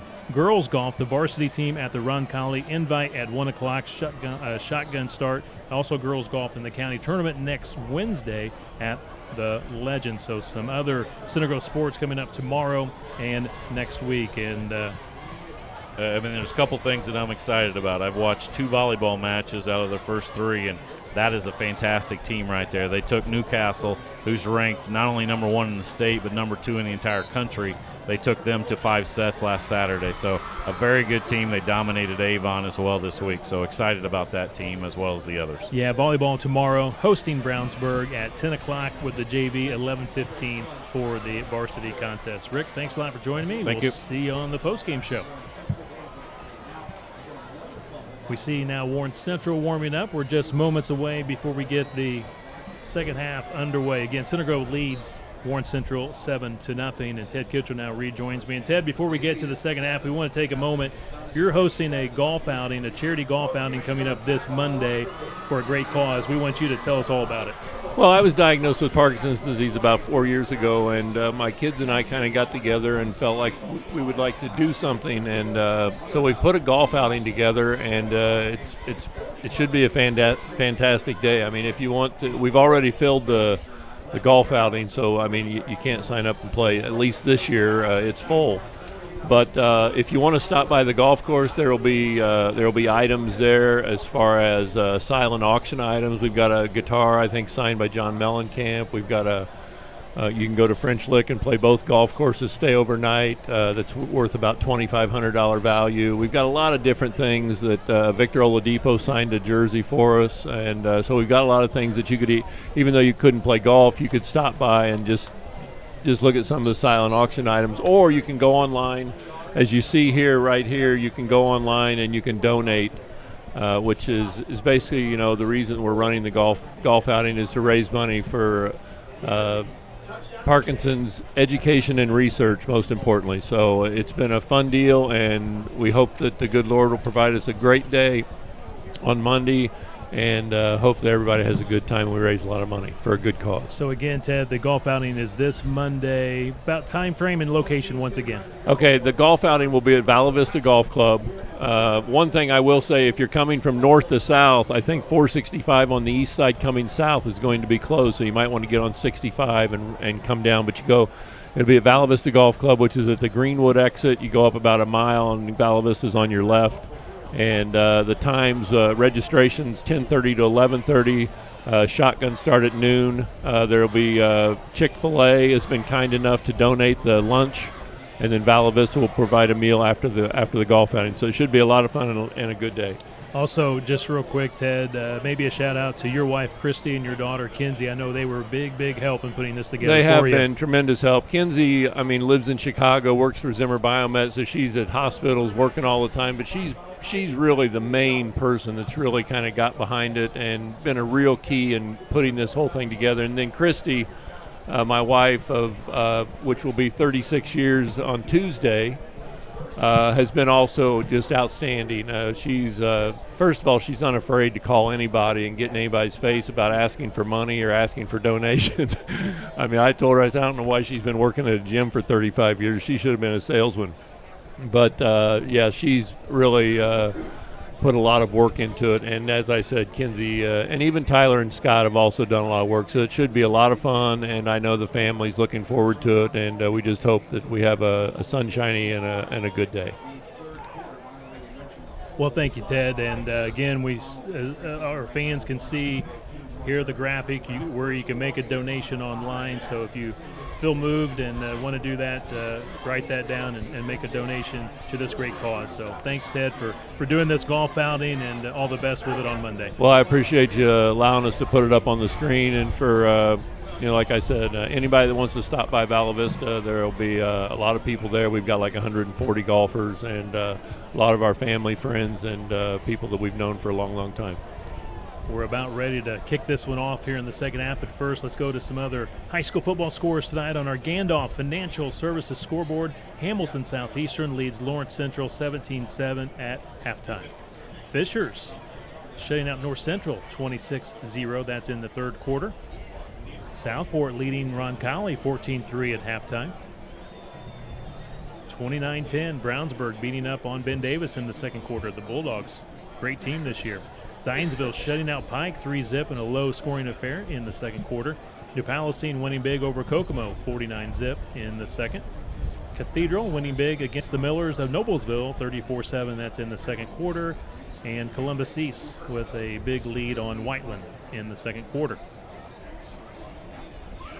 And that will conclude our Ray Skillman Auto Group halftime. Ted, what a fantastic interview with Abby Herbst, Miss Softball. It really was. I stood by and listened. As I said, I mean, I'm not just saying that I'm a big softball fan. I really am. I mean, I grew up playing fast-pitch softball. When I was at IU in the summers, when I'd go home, all of our family, we all played. Kokomo had a great fast-pitch softball league. I mean, there was about 9 or 10 teams in it, and it was a lot of fun. So I grew up playing that game.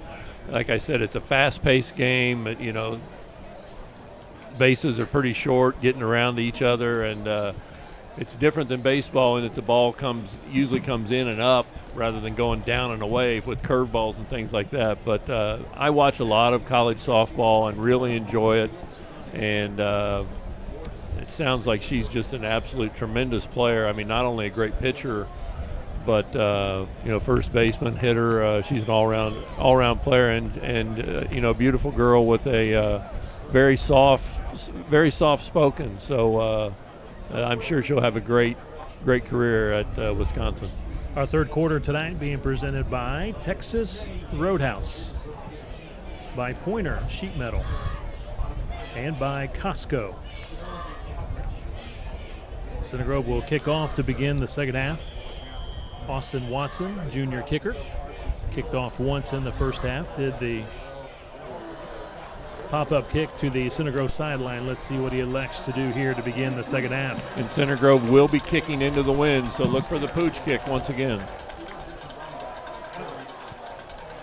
Sky kick to the Trojan sideline inside the 25-yard line, taken by number 13, DeMarcus Brown. Now reverses field, and the Trojans do a great job. They stay in their lane. That's Baker. Baker drops him at the 20. He went right, came back left. Baker stayed in his lane and takes him down. Yeah, Warren Central would do best to just catch the football and run straight forward. I mean, that's the second time they've lost about 10, 12 yards trying to run around Center Grove. Center Grove boxes you in and not going to let you get outside of them. And once again, Warren Central not with very good field position after the pooch kick. Eric Moore has to be very excited about that. A very spirited start to begin the second half. And Ted, you can feed off those big plays. I think a lot of times it starts with special teams play or big defensive plays. Your offense can really generate a lot of energy from big plays by the defense. And a really strong run by Wells. He's across the 40 to the 41-yard line. Maybe some early adjustments here by Coach Jason West. Well, I don't think it's an adjustment other than that we're going to run the football. We're going to let a big offensive line go head-to-head here, helmet to helmet, and we're going to give the ball to Randy Wells and see what we can do. We've not been very efficient passing the football, and I would be very surprised if they don't run the football about 80% here in the second half. Right back to Wells. Better blocking by the Warriors. Power running by Warren Central near the midfield stripe. You can see there didn't seem to be much room there, but he still picked up seven yards. So, as I said, this is a big offensive line, averages almost 280 pounds a man. 6 yards for Wells. And now they're going to try to throw the football. It gets tipped at the line of scrimmage, but it goes right to the receiver. He's inside the 40 to the 39, but it was tipped. Maintain great concentration, makes the catch. Well, that's luck right there. I mean, it bounced off a hand, looked like it bounced off a helmet right in my arm. So, you know, they'll move the chains, but Eric Moore, next time that one will be picked off by Center Grove. Chris Atkins with the 10-yard reception. Moore, he's going to air it out down the near sideline. He's got a man. He's in there. Touchdown. He finds number 6, Eli Price, senior wide receiver. He's not very big at 5'9", 160, but he got away from the Center Grove defender. It's a 39-yard touchdown reception. Well, it's a well-run play, and they've got one that kind of dukes you into the middle, and the other guy kind of comes to the outside. He runs it down and out, and then he turns it up, and Center Grove got beat. I mean, it was a well-thrown football. He just kind of lobbed it up. His receiver was able to run under it, and like I said, they're one play away from catching you, and you just saw that one play. Jackson's extra point kick is good. Ties the game at 7 apiece with 10:46 to play here in the third quarter. Wow, that really changes the momentum. I mean, Center Grove makes a great play on the kickoff, puts him down at about the 20-yard line. Randy Wells makes a couple nice runs to get him out of the hole, and then a 50-yard pass. And you look up and it's tied 7-7. That's what you always got to remember about Warren Central. They're great athletes, and whether it be running the football or throwing the football, they're one play away from putting points on the board.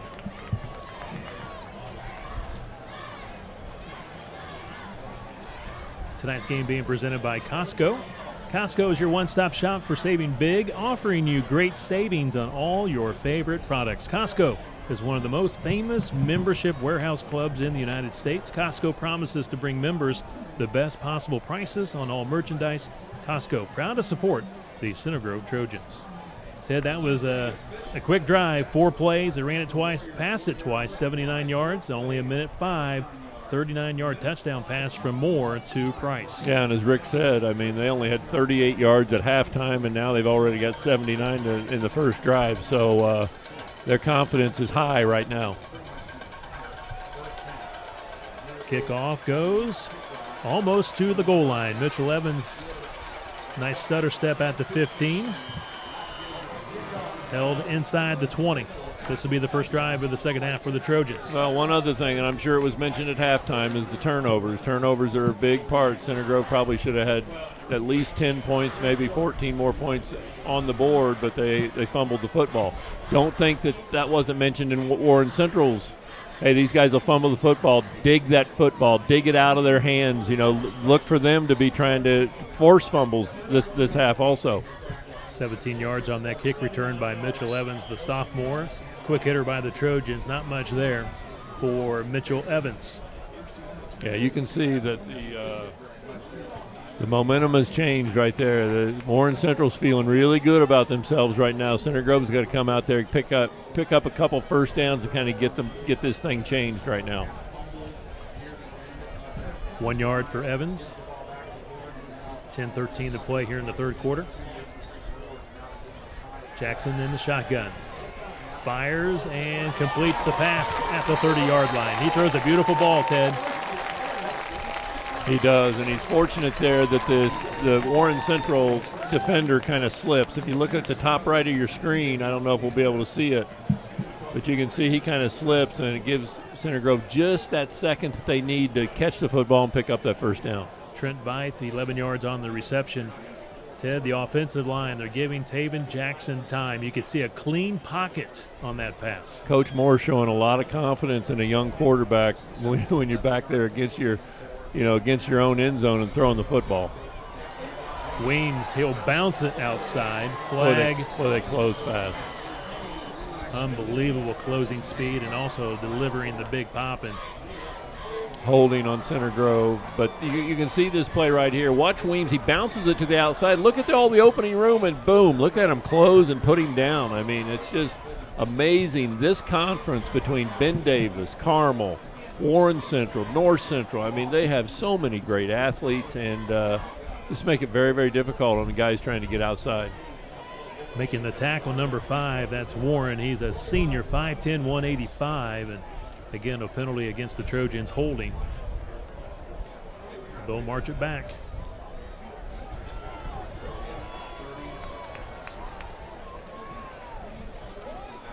Football at the 20. Got to be careful here. 1st and 20. I mean, Warren, they know you're probably going to be looking to pass the football, so you want simple things, simple catches, simple little things. Even if you don't gain the first down, at least gain small chunks. Hand off to Weems. to the 20. Basically no gain. Yeah, Warren a lot more animated here in the second half. Their defense feeling really good about themselves. Center Grove, as I said, needs to move those chains and pick up a first down. Otherwise, Warren Central's probably going to get this ball back in pretty good field position. Center Grove faced with 2nd and 20. Taven sets the feet and just led Mitchell Evans a little bit too much. The Center Grove coaching staff wanting a penalty. They felt like the Warren defender might have tugged on his jersey, slowed him down. Let's see if we get a look. We're not going to get a look. He's downfield, I think. Yeah, we couldn't really see much, but the official had a good look at it. I mean, he was right there on top of the play, so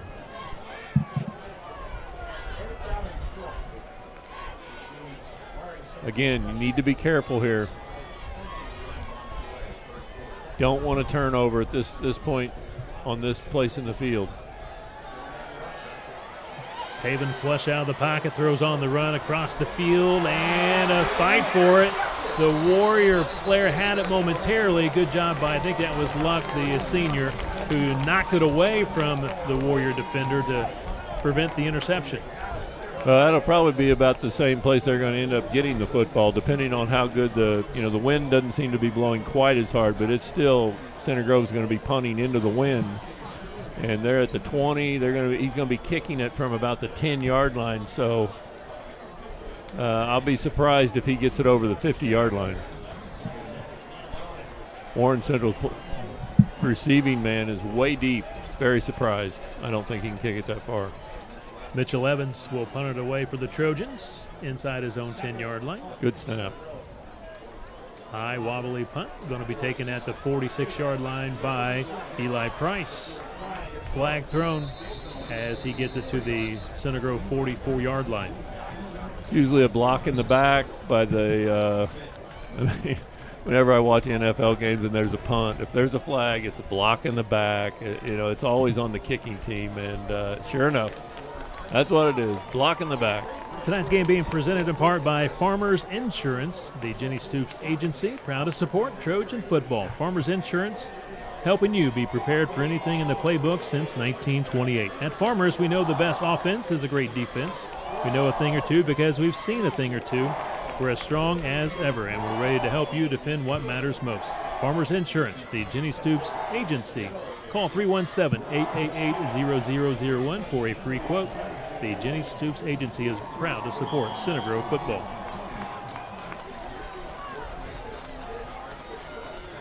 At the Warrior 44-yard line, 8:30 to play in the third. We do apologize. We do not have the game clock tonight for you.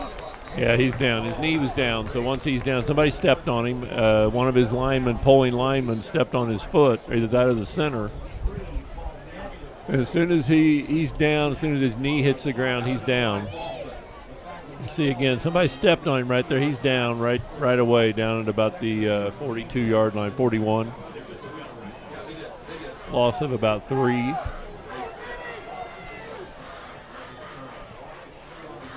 Second down and 13. Moore on the run. Completes it at the 45. Center Grove wraps him up immediately. No yards after catch. Well done by the Trojan defense. Yeah, a gain of about 5 yards, but still puts him in a difficult situation. Center Grove should have the advantage here. Third down and about 9 yards. So Dane Young with the tackle for the Trojans. It's like a timeout. Is somebody hurt? Player down for the Trojans.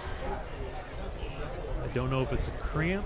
Yeah, it's all the way on the other side of the field. It is a Center Grove player, but we cannot catch a number at the moment. But it is a Center Grove player, and it appears the way they're working on his leg, it could be a cramp. Yeah, it looks like it. They've got him laying on his back, stretching him out. So, Fundamentals Med Spa, proud to support Center Grove football. Fundamental Med Spa provides daily skin care and healthy living by offering complimentary consultations to their clients, from skin renewal therapies to total body solutions. Fundamentals Med Spa helps clients achieve a better sense of self and ultimately a better quality of life by customizing treatments and products for each of their clients. For more information, call 317-659-8442 or online at fundamentalsmedspa.com. Is that Boyd? Is that who it was, Gabe Boyd? Boyd, one of the returning linebackers, third-year starter at linebacker. He's one of their he's a good one. He ran off on his own power, so I think he's fine. He'll be back in there. I mean, your main three guys returning for this Center Grove defense, you got Caden Curry on the D-line, Gabe Boyd, linebacker, and Max Baker in the secondary. The other guys are pretty much new out there, and so far they're holding their own here against a very good Warren Central team. Yeah, and those three definitely stuck out. You can see why they're all-conference and what great players they are. 3rd and 9. Morse, screen pass to Wells, slips through and gets the first down. He's inside the 45. He had to get it to the 46. He gets 12 yards. Great call dialed up by Jason West. I'm surprised we haven't seen a little bit more of that, just getting Wells in open space, because as soon as he gets the ball, he's dynamite. I mean, looked like they were going to tackle him for a loss, and he ends up picking about 10 yards and moving the chains for a first down. 7 minutes to play in the third quarter. We're tied at 7 apiece. New set of downs for the Warriors. Moore, handoff. Wells skips to the 40-yard line. Gets a couple.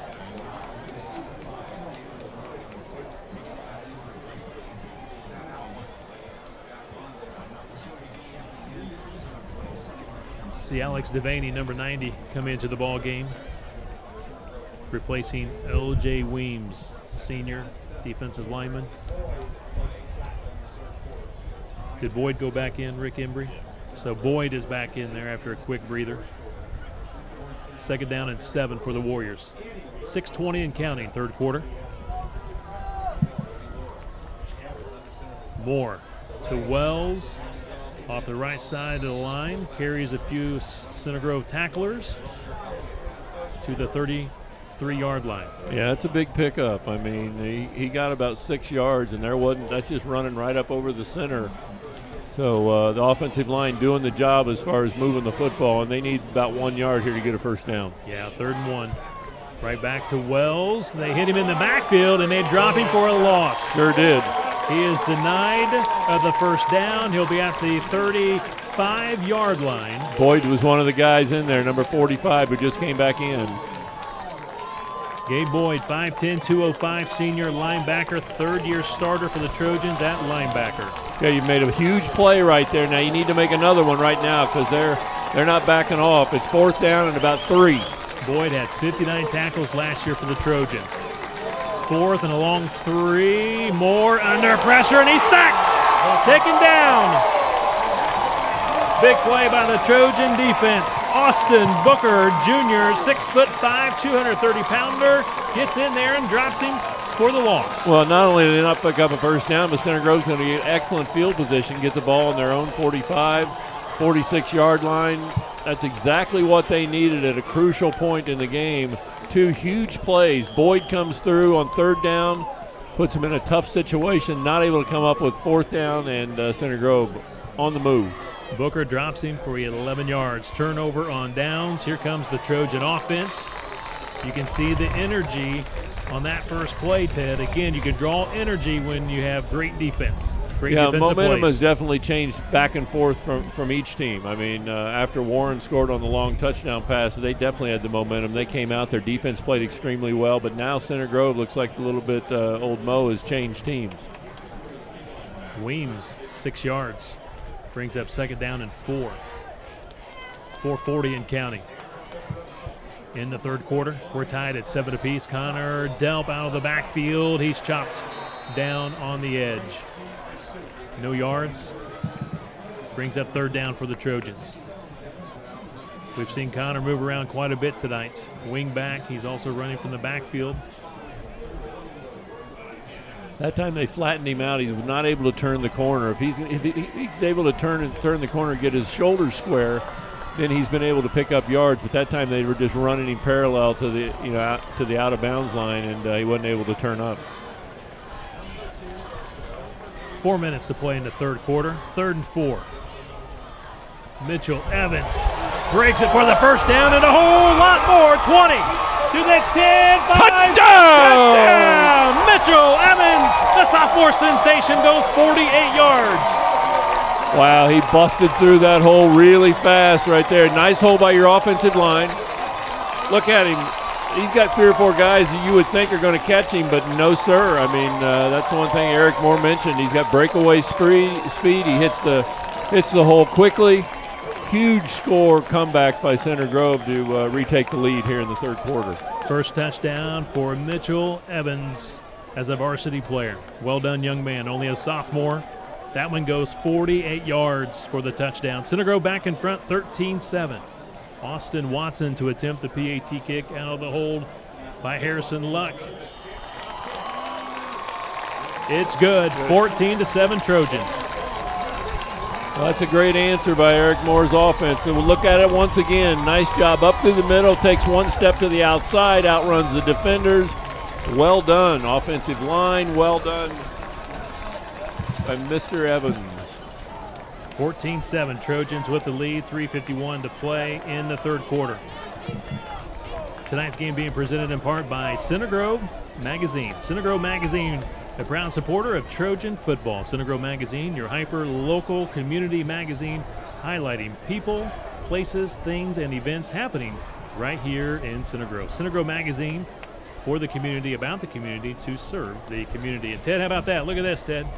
Erica Shepard, Trace Jackson Davis, Mr. Basketball, and maybe one of the finest female amateur golfers in the world.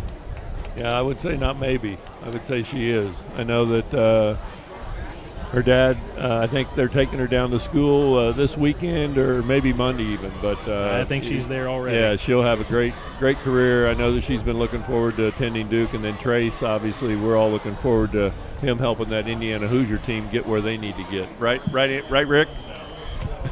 Purdue Pete, come on, Rick. Come on, what? There's no enthusiasm. Trace Jackson Davis, though, I see him. He's in the house tonight. Yeah, I Ted. saw him sitting down there. Here watching his brother, Taven, quarterback for the Trojans. Two great young men. 14-7 Trojans. Austin Watson, sky kick. Taking it around the 21-yard line. Number 13, that's DeMarcus Brown, and he finds an opening. He gets it to the 41-yard line. Good field position here for the Warriors. And Ted, on that offensive drive for the Trojans, 3 plays, all on the ground, 54 yards in a minute 21. Again, Mitchell Evans, a 48-yard touchdown run. And how about the O-line? Steimel, Crow, Sturm, Warner, Piper, and Keith getting it done. They're controlling that line of scrimmage. Yeah, that's what's going to make the wing T go. I mean, your offensive line, you have to have a lot of confidence in them opening things up, and they're going to keep pounding on you, wearing you down, and then things like that break open, and Center Grove able to take advantage. 14-7 Trojans. We have 3:44 to go. We're in the third quarter.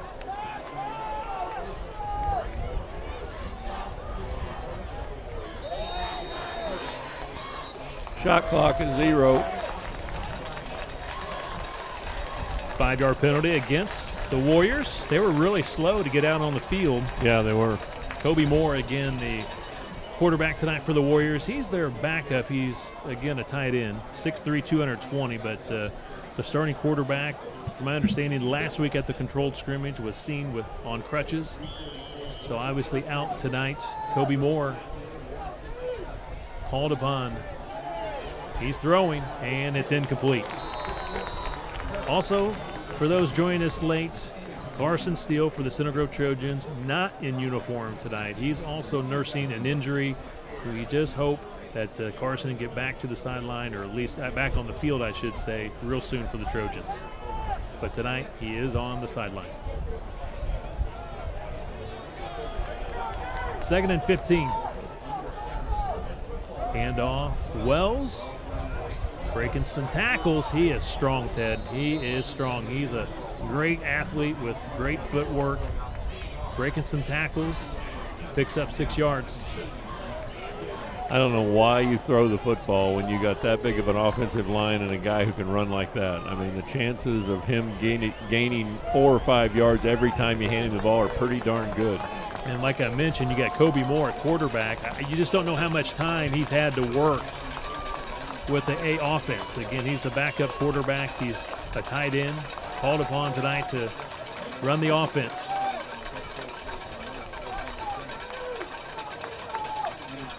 Moore, play action. Down on the right sideline, led his man too much. They had him wide open, too. I mean, they had gotten behind Center Grove. I mean, Baker was going to make the play, but probably after the guy catches the football and just not able to complete it now, you know, they've got to punt. Got to punt. He was looking for Eli Price. Price caught the pass earlier in the quarter for the touchdown. Led him too much. Wells drops back to punt. 2:49 to play in the third quarter. 14-7 Center Grove.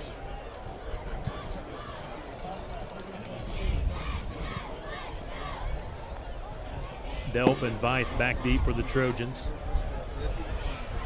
Veith will let it go over his head, and it rolls into the end zone. Another beautiful punt. 57 yards by Wells. But a good job by Center Grove. I mean, again, you get at the 10-yard line. If the football's over your head, which it was right there, let it go to the end zone, take it at the 20. I mean, that's, you know, it's just a simple formula. Ted, let's take a look at the Gandalf Financial Services scoreboard. Ben Davis trying to make a comeback, still trailing 29-17 in the third quarter to Brownsburg. I'll take New Pal. Fisher's final beat North Central 26-0. Cathedral winning big over Noblesville. And we'll go back to action here as we see Southport with the lead over Roncalli, 21-10. Running play for Connor Delp. He gets to the 24-yard line. And some more scores. Whiteland trails Columbus East. Greenwood being shut out by Bloomington North. And I'm sure New Pal is still rolling all over the Wildcats. Yeah, probably about 62 to nothing. There you go. It's 56-0. 56, okay. You were close. Yeah. 56-0. It's at halftime. Another one gone. Here goes Connor Delp. They're chasing him across midfield to the 40, to the 30, and he's out of bounds at the 25. Connor Delp. He's got some speed. He sure does, and he did a nice job. Great hole right there. Watching pop through that hole, great. That means your offensive line's doing what they're supposed to do. Connor trying to outrun him. He's got three guys. One of them's going to catch him, but not before he gets about 60 yards. Give him 51 yards. Connor Delp. Good for him. He's put a lot of hard work in, I know, to his football. Like I said, not a very big guy. He's strong for his size. He's really strong and very, very fast. To the Warren Central 26-yard line. 2 minutes to play, third quarter. Center Grove on top, 14-7, looking for more. And now the fumble. Ball comes out. Fumble recovered by Warren Central. Wow. Third fumble tonight recovered by Warren Central. Watch it again, Ted. See what happened. Well, he's not down. Maybe forward progress. Yeah, I was going to say forward progress might have been stopped, but he definitely was not down. Evans coughs it up for the third time tonight. Twice Warren Central has recovered. Once his teammate Luck recovered in the end zone for a touchdown. I mean, basically they're calling, you know, that the the whistle blew once forward progress was stopped. So no fumble. So there is no fumble. Just a loss of a yard. So no fumble. Center Grove maintains possession. Second down. Huge break. Huge break. Second and 11. Weems hit hard at the 25-yard line. It is tough sledding between tackles. Yeah, there's a lot of big men in there, and there's just not a lot of room. A couple of yards for Weems, the sophomore. Center Grove's had the most success running out about that, outside the tackle, inside the tight end. 3rd and 9. 1 minute to play, third quarter. Connor Delp in motion. Jackson looking to pass. He looks for Delp down the sideline to the end zone. Incomplete pass. Delp couldn't quite bring it in, but he made one heck of an effort. Well, the defense definitely got turned around right there. Watch him. He's got his back to the play and gets lucky enough that it almost hits off of him. That's fortunate for Warren Central because Connor had a beat on that, and most of the time he's going to be able to come back and catch that football. Once again, very impressed with the Center Grove offensive line. They're giving Taven Jackson plenty of time on those pass plays. Well, that gives you a lot of confidence as a quarterback also, feeling like you're not going to be looking down the defense every time that you go back to pass. Down to 2 seconds, 1 second as we see Weems run on late. Great job by Taven Jackson. He realized he was one player short, and Weems runs on late. Coach Moore forced to call a timeout with 55 seconds left to play here in the third. They were nearly. Well, and it's a big play. I mean, it's fourth down. Fourth down and 9 yards. You don't want to, just hike it and, just throw it up for nothing. I mean, you want a specific play here that you can go to, or you can get yourself 9 yards and a first down. They were nearly, out of time. It was down to 1 second on the play clock. Matt, we're going to go back and look at some more high school football scores. Check out the Gandalf Financial Services scoreboard. New Palestine, they got Kokomo trying to make Kokomo on the board. Comeback, 56-7 now in the third quarter. 56-7. They are winning the second half 7-0. Last year, didn't they win their first game like 81-0 or something like that? I think so. Yeah. Cathedral winning big over the Millers, 34-7. Southport with a lead over Roncalli in the third quarter.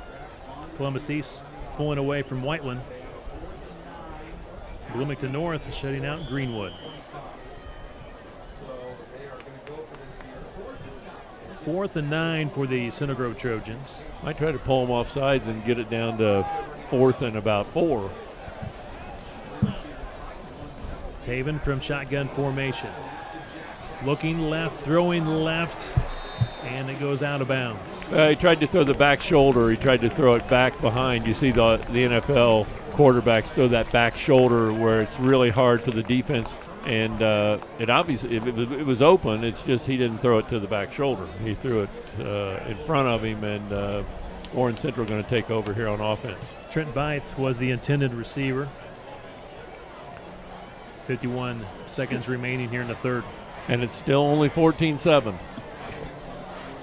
I mean, it looks like Center Grove had gotten the momentum back, but again, one play away, Warren Central, with their speed and quickness and the things that they can do. So you got to stay focused on what you're doing here.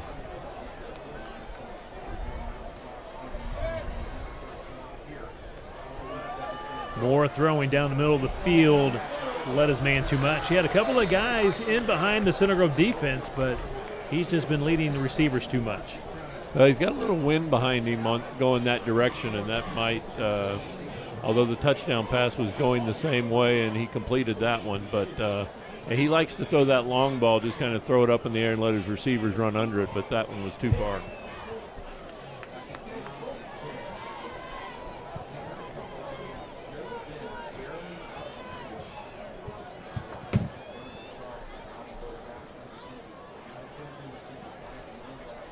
Fakes the handoff. He's under pressure and sacked. Flag. I don't know if somebody got a face mask. Caden Curry got to him first. Flag thrown on the might be tackle. Face mask, personal foul. Maybe right there. Maybe got a part of that face mask.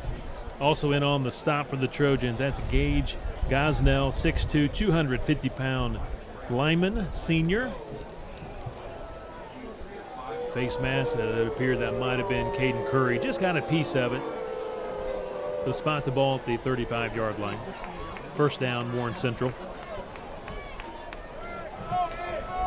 Curry already has one sack tonight. Almost got his second one.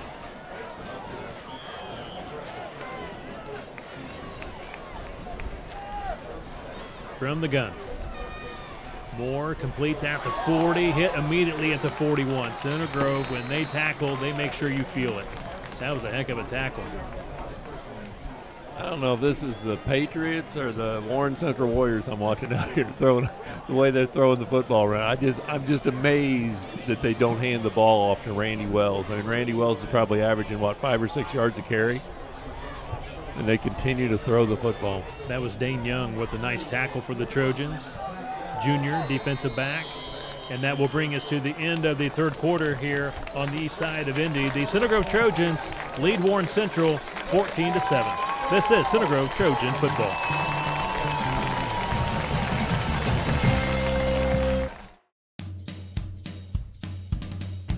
Pointer, The company you know as All Things Metal is now offering residential HVAC service for Johnson, Shelby, and Morgan counties. Mention you heard this ad and receive 10% off any service work. Give us a call at 317-893-1200. That's 317-893-1200. We are Pointer proud and honored to support the Center Grove community.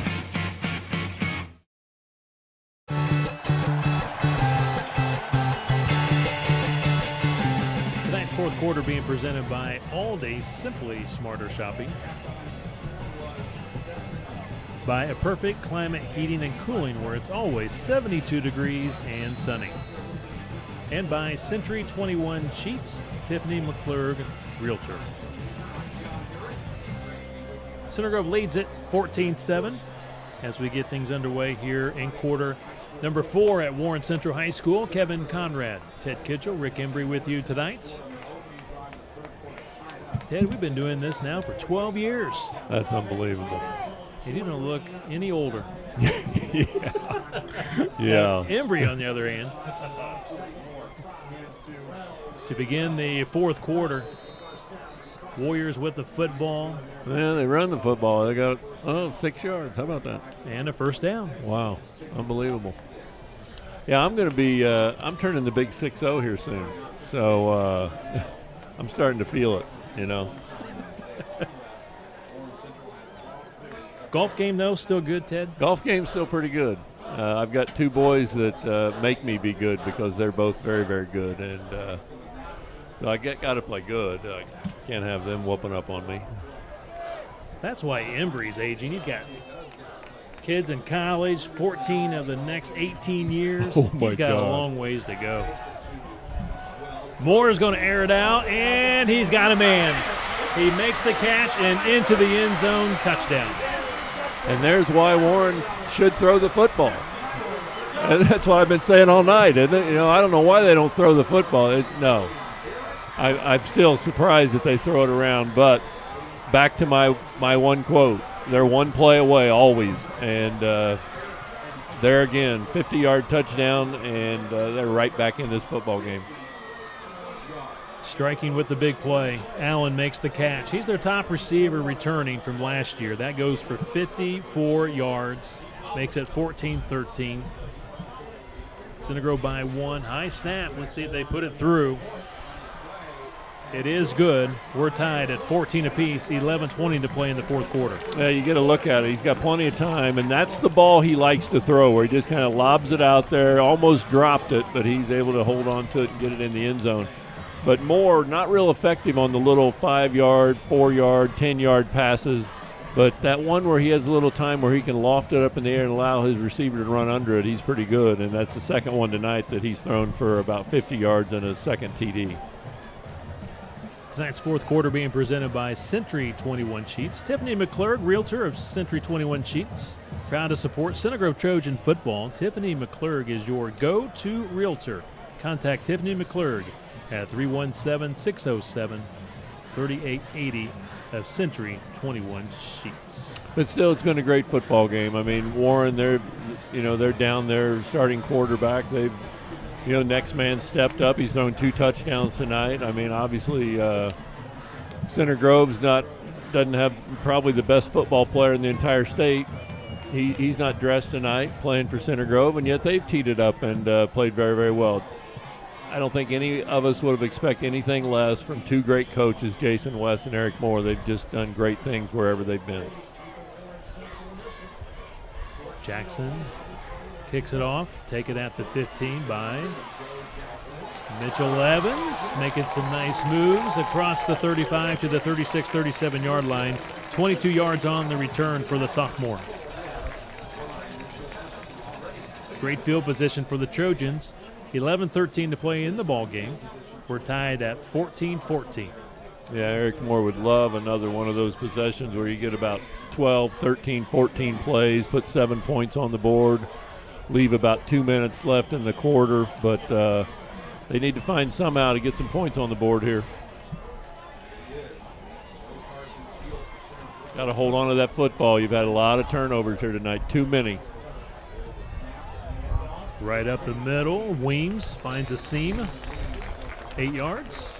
Last year in 13 games, Center Grove had 11 fumbles, and they lost 9 of the 11. We've already had, 4 tonight? Yeah, they got to do better. I mean, young or old, you need to learn to hang on to that football. Make that 6 yards on the carry. 2nd down and 4. Great yardage, though, for Weems on 1st down. They go right back to Weems. This time they do a great job to take it away.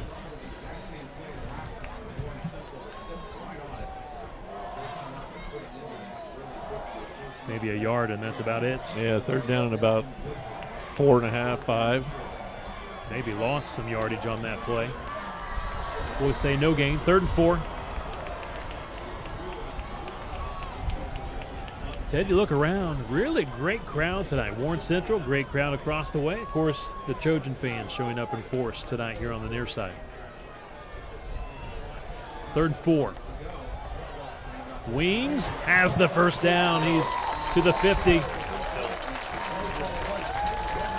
Make that Connor Delp, number 5 Delp. Great job by Connor. As I said, not a very big guy, but he's out there between the tackle and the tight end. That's where they've been able to find some openings, especially in the 2 or 3 times Connor has carried the football. I mean, he's got big numbers, big yardage when he's been able to put his hands on the football. 9:56 to play in the ball game. We're tied at 14 apiece. New set of downs for the Trojans at the 50-yard line. Right back to Connor Delp. Center Grove continues to get 3 to 4 yards a carry. 4 yards for Delp.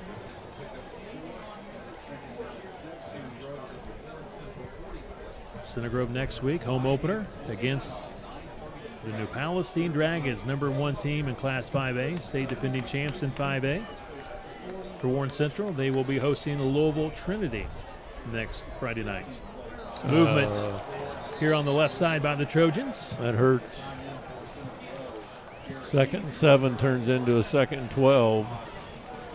Garrett Keith, tight end. Boy, he's a good one. He had a great scrimmage last week. He's a big target, great hands. We haven't seen him tonight on pass plays. He's been in there blocking, but he's a good one.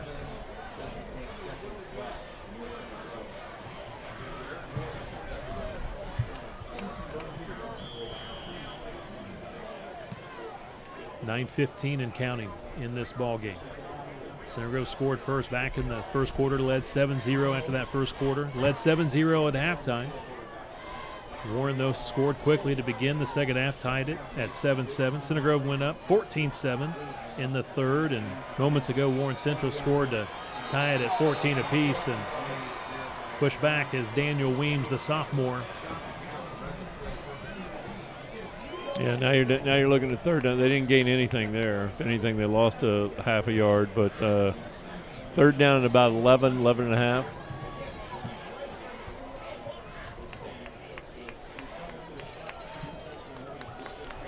NASCAR package in for the Trojans. Shotgun formation here for Taven Jackson. Weems to his left. Weems will come out to the flat, and they'll throw it to him, and he's hit as he makes the catch. He does hang on. What a play by the Warren Central defender. That was a big hit. Is DeJuan Eccles. He's a sophomore linebacker, 6'1", 225. Well, he read the play very well. Center Grove looked like they might have an opening right there. And Jawan, whatever it might be, Eccles, he did a nice job of coming in and taking that away. And Center Grove going to have to punt here, 4th down and about 9. I think this is a good call by Eric Moore. Put your defense on the field, and hopefully they can stop them. Center Grove late getting a man on once again. Shot clock down to 5. Mitchell Evans to punt. High punt. Price inside his own 10, makes the catch, and immediately drops. What a play by the Center Grove Trojans special teams. Matt Soderdahl makes the open field tackle on Price. Warren Central will be inside its own 10 to begin this drive. Well, this is well done. I mean, a great kick by Center Grove's punter, and then great coverage. Evans, 46 yards on the punt. Again, that's downwind, wind behind you, but again, I'm so surprised that Warren Central comes up and fields that football at the 5-yard line. I mean, it's just such a dangerous play.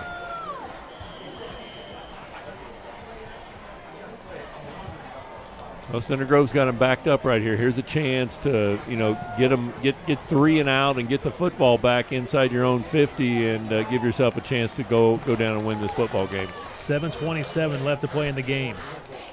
Tied at 14 apiece. Football at the Warren 9-yard line. Moore under center. He goes in shotgun formation a lot, but this time he's going to go under center and hands it off to Price.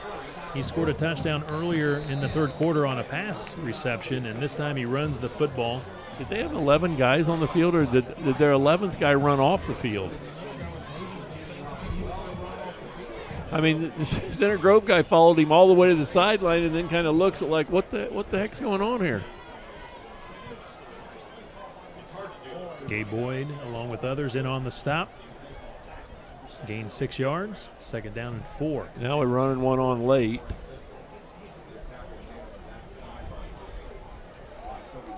Moore once again under center. On the toss, flag, penalty against the Warriors. Yeah, they need to call a timeout and get things settled down over there. I mean, that's the second play in a row that I don't think anybody knew what was going on. So Center Grove led 7-0 at halftime. Warren Central scored quickly to begin the second half to tie it at 7-7. Trojans took the lead in that third quarter at 3:51 at 14-7, and now the Warriors here in the fourth quarter have put up a score, and we're tied at 14-14. 6:41 left to play in the ball game. 2nd down and 9 for the Warriors. Moore from the pocket, completes the pass. Once again, the Trojans doing a good job making the tackle immediately. That is Matt Soderdahl, the junior defensive back, with the tackle. Yeah, it's short of a first down, though. It's still about 3rd down and about 4. So a nice pickup by Warren Central to get out, give themselves a little bit of room, but they still need 4 yards to pick up a first down. A very important first down. Otherwise, Center Grove going to get the football back in great field position. 5 yards on the reception. On 3rd and 4, screen pass, and what a play by Soderdahl. And he's still on his feet, and they finally push him out of bounds. Oh, there's a late flag. And now a flag comes out late. Center Grove again pursuing, pushed him back, but the Warren defender kept on his feet and kept fighting for yardage. Well, they're trying to throw this little pass read perfectly by Center Grove. You can see he keeps moving right there. I mean, the whistle needs to blow. Blow the whistle and stop the play. Instead, they don't blow the whistle. They keep things going. Is this? It's on Center Grove. 15 yards. Wow. Eric Moore not happy, out all the way out to the hash marks to complain. So that will give Warren Central the first down. By them not blowing the whistle, if they blow the whistle, then the play's dead. Eric Moore asking the same thing. Blow the whistle. We made the play. Blow the whistle. So it's a 15-yard penalty. First down, Warren Central. And Ted, they were short. They were short, and Center Grove was about ready to get the football at about the 45-yard line on a punt. That is too bad. At the 28-yard line, new set of downs for the Warriors with 6 minutes to play in the ball game. Across the middle, pass complete into Center Grove territory. DeMarcus Brown with the catch. Taken down at the 40. Center Grove safety's got to attack this football. He kind of runs with the player and he's behind him, and nice throw, nice catch by the Warren Central twosome. 32 yards for the Warriors. Inside 6 minutes to play in the ball game. Moore going to run the football. They hit him and dives back to the line of scrimmage. Gets a couple. Looked like that was a run all the way. He didn't stand back there and look very long for his receivers. It looked like that was a run, and he almost got away, but one of the Center Grove's interior linemen able to get their hands on him and keep him there for just a very short game.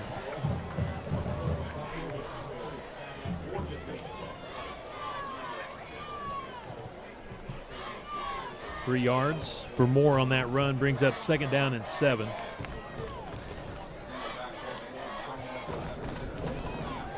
Moore under pressure, steps up, kind of just dumps it off, completes the pass. Great athletic move by Moore to avoid the defender. 4 yards. Completed pass to Randy Wells, the running back. Yeah, he was in trouble right there. He was going down, and he made a nice play flicking that to Wells and picking up 3 or 4 yards. And, I mean, they're down four down territory right now. 3rd down and about 2. Warriors need a couple of yards. Moore in the shotgun formation, looks to the sideline for the play. Trojan defense looking to the sideline for the call as well.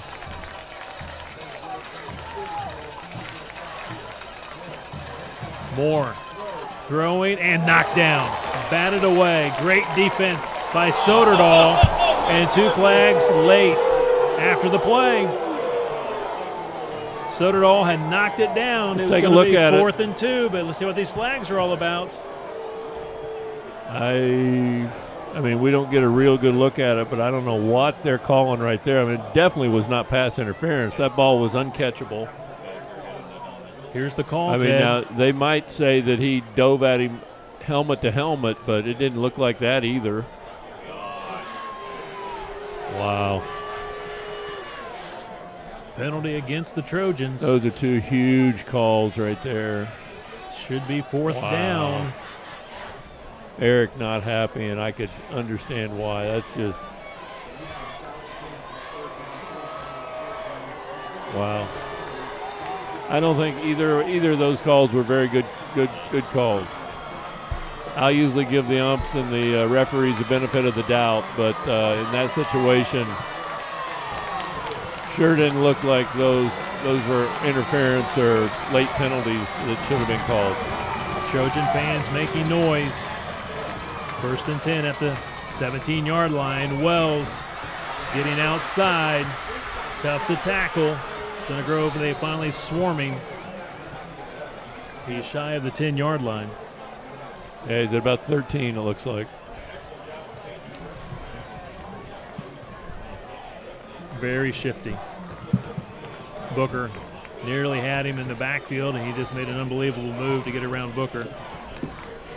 4 yards for Wells. 2nd down and 6 at the Center Grove 13-yard line. 4:20 and counting in the ball game. We're tied at 14 apiece. Moore from the pocket, throwing to his sideline, and it is incomplete, or did he step out of bounds? He stepped out of bounds after he caught it. It looks like they're going to call a completion. It's only about a 2-yard gain, and it's going to be 3rd and 2. Completed pass to Mikhail Clark Jr. 3rd and 1 coming up for the Warriors.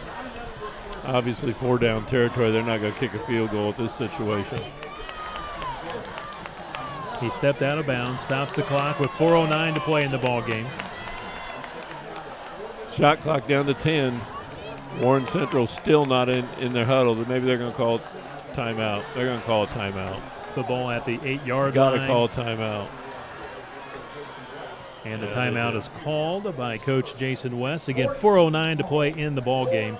Tied at 14 apiece. It'll be 3rd and 1 coming up with the ball at the Trojan 8-yard line.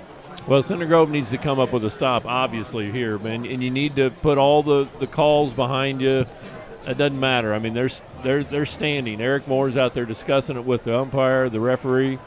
He's obviously not happy, but they're not going to change at this point in time. So you need to make a play and make sure that they don't get a 1st down somehow. Either knock the ball away, do something, make a big play, because the defense is going to have to if they expect to win this football game. Need a local HVAC professional? Let the skilled team of professionals at A Perfect Climate help you today. A Perfect Climate is based in Johnson County and proudly serves their customers with exceptional heating and cooling service. No overtime or after-hour fees. Standard rates 24/7, including holidays and weekends. Call today, 317-883-2247. A Perfect Climate, where it's always 72 degrees and sunny. Ted, beautiful night for football.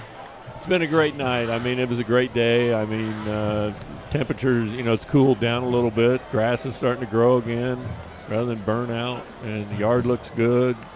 Football field looked good when we walked in here tonight. Defense got to make a play right here. Here we go, 3rd and 1. Can't imagine that Warren Central's going to throw the football, but they've done crazier things. I can't imagine they don't hand it off to 10 at least twice. Football at the Trojan 8. 4:09 to play in the ball game. Wells goes left.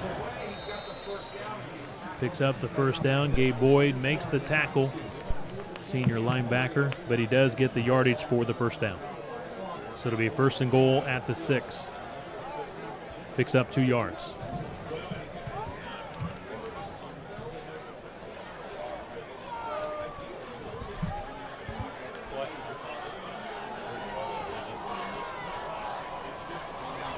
If you're Warren Central here, you want to take all the time that you can here and try to run the time down up there on the game clock. I mean, they're down to about 8 on the shot clock. Kobe Moore rolls left, throws to the end zone. He one-hops his receiver. He was looking for number 13, DeMarcus Brown, his number 1 target. Wow. I know that Jason West, he's won 3 state titles. I think the world of him as watching his teams, how they get better every year. But I can't imagine that you're on the 6-yard line. You got a offensive line averaging about 300 pounds and a great running back in Randy Wells. How do you not give the football to him? 2nd down and 6, 3:46 to play in the ball game. 2nd and goal at the 6. Here's Wells. Whistles before the snap of the football. Flag thrown here on the Center Grove sideline by this official here on the near sideline. Blown dead before the snap of the football. Here's the call.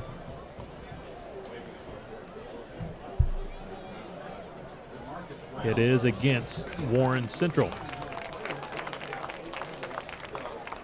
Movement by the Warriors, 5-yard penalty.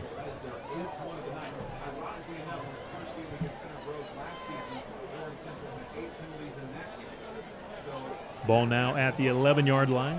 2nd and goal at the 11. They're definitely throwing now. No doubt.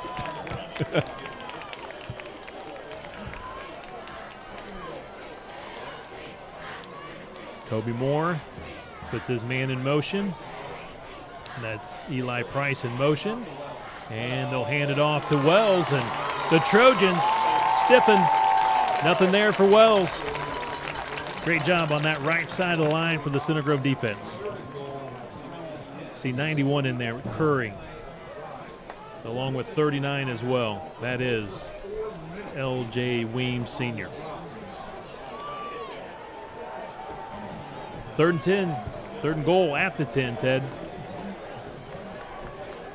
Whatever Ted says Warren's going to do, they'll do the opposite. How about that, Ted? They're passing. That means they're going to run.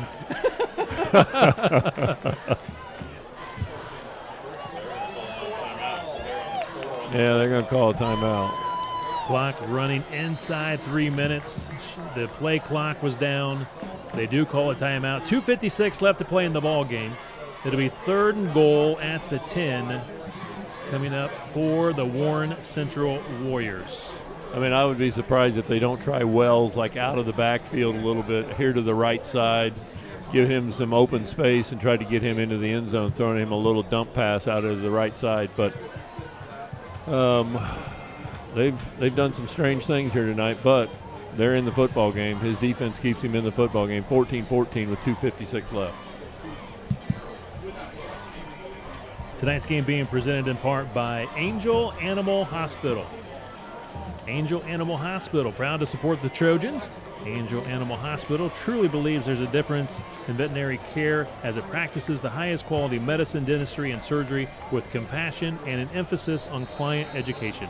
For more information, go to myangelanimalhospital.com. If they don't pick this up, are they kicking a field goal? You got to, don't you? You would think so. I would think so. Joe Jackson is their kicker. He's a junior.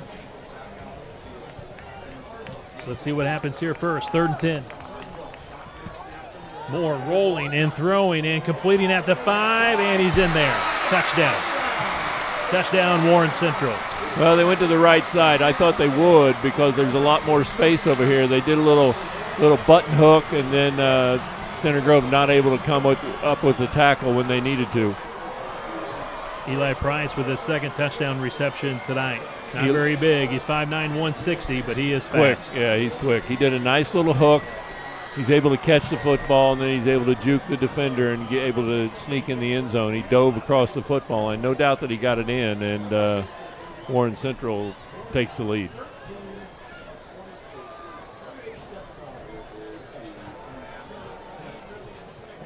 Joe Jackson in for the PAT kick.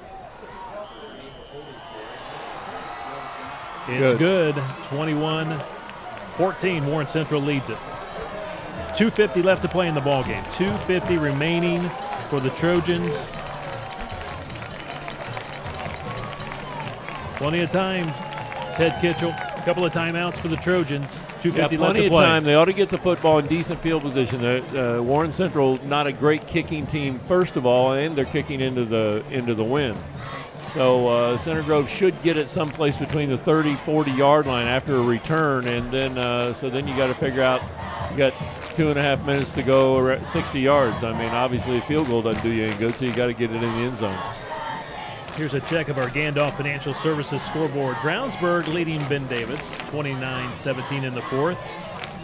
Hamilton Southeastern and LC in a close one, 17-14. Royals lead that one in the fourth. Fisher shuts out North Central. Zionsville leads Pike 3-zip in the fourth. New Powell, it's a final. 63-13 over Kokomo. Woo! Cathedral final, beat Noblesville 42-14. Southport winning big. Looks like Warren's going for the pooch kick here. Worked for Center Grove. They're going to see if it won't work for them. And Columbus East leading Whiteland. And they do the sky kick to the Warren Central side of the field. Take it at the 25-yard line across the 35, almost to the 40. Great field position here for the Center Grove Trojans. And on that last offensive drive for the Warren Central Warriors, 12 plays. They passed it 7 times, ran it 5. They go 91 yards, 4 minutes, 37 seconds. More to Allen on the 10-yard touchdown pass. And 2 crucial calls by the officials. Which would have resulted in 4th down situations. So, exactly. Yeah, the and penalties against Center Grove. Would have had to have punt. Center Grove would have got great field position, and that was the biggest 2 plays of the game so far. 2:46 to play. No clock tonight. We do apologize for that, so I'll do my best to keep you informed with the clock. The game clock again, 2:46. 1st and 10 from the Trojan 37. Taven running the football, and he just makes things happen. He's to the 41-yard line. How many timeouts does Center Grove have left? 2 timeouts. 2 timeouts. 5 yards for Taven Jackson. 2:30 and counting in tonight's ball game. Center Grove down a touchdown, 21-14. Yeah, he needs to know in this situation might be best to throw that football away. The time might be more important than the 5 yards that he gained. Now they're going to say 4 yards on the running play. So 2nd and 6. He's under pressure, and he loses the football, and it's recovered, appears, by Warren Central. No indication. Now the indication. It is recovered by Warren Central. Watch it again here on the Aldi replay. Well, the defender got away from the blocker, and then he's able to just knock the football away. There's not a lot that Taven can do right there. I mean, he's trying to put up a fight and get away. He's got to protect the football, but Warren Central came up with some big plays here tonight in the second half, and because of it, they're going to go away a winner. Marquise Cross forcing the fumble. He's their top returning defender, defensive lineman. Broke away from the blocker. He was All-State last year, had 6.5 sacks, 40 tackles, makes a big play there for the Warren Central Warriors. Center Grove coughs it up again. So what's that? 5 fumbles tonight, in which 4 of them recovered by Warren Central. And like I said, all of last year they had 11. So they're halfway there. You got a young team. I mentioned it at the outset. Whoever makes the least amount of mistakes and turnovers will probably win the football game. Warren Central has not been stunning as far as watching them play tonight, but their defense has kept them in the football game. Center Grove has gave them opportunities by fumbling the football away. 2:08 remaining in the fourth quarter. 21-14, Warren Central leads it at the Trojan 31-yard line.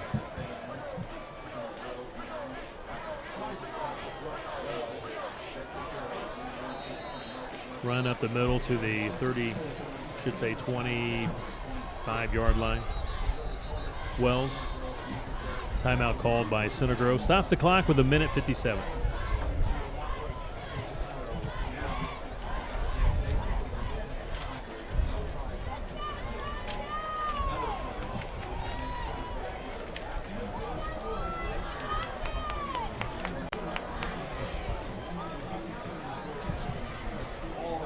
Want to take this time to thank some more sponsors tonight. Stones Crossing Dentistry, Dr. Aaron Wilkins, Bayhorse Inn, Warner Eye Care, Center Grove Anytime Fitness, Architectural Concepts Inc., Sauer Dentistry, Harris Rebar, Magnolia Boutique, PCS Clinics North Indy, Pinnacle Equipment, 360 Communications, GNC, Construction Engineering Solutions, Campbell's Highland Grill, Hanganese Auto Service Center, Christie's of Indiana, Eganoff Industrial Group, Williams, Barrett, and Wilkowski, Matheson Family, Langendorf Supply Company, and Home Bank Scott Hines, Area President. Thank you again to all of our sponsors and supporting Center Grove Trojan football.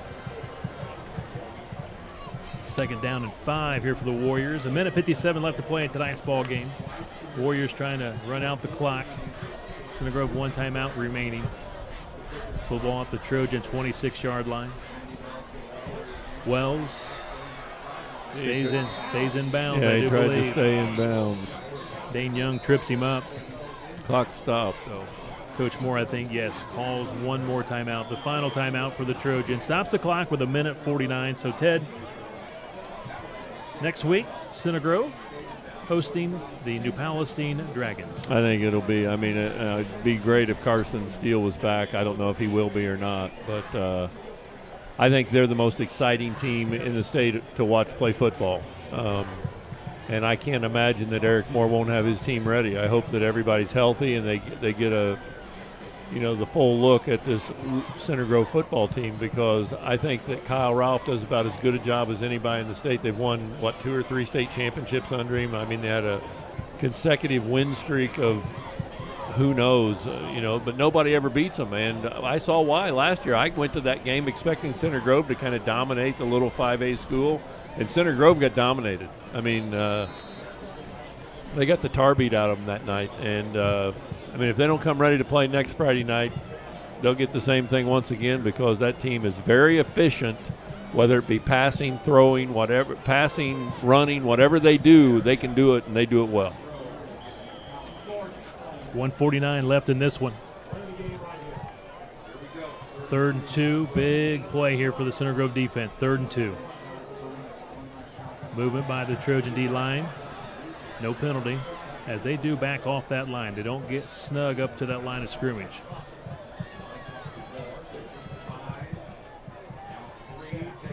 Wells, he's going to be stopped. No gain. Clock continues to roll, though. Center Grove out of timeouts. 1:40 and counting. It'll be 1 minute when they can take the snap. They can run it down to about 1 minute. 4th and 4. He lost a couple of yards. 4th and 4.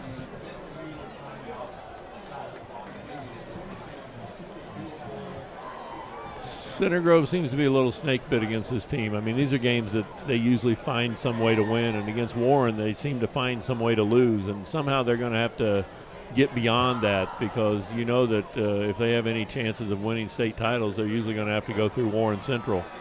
So they got to make some changes, do something. Timeout, Warren. They run the clock all the way down to 1 minute.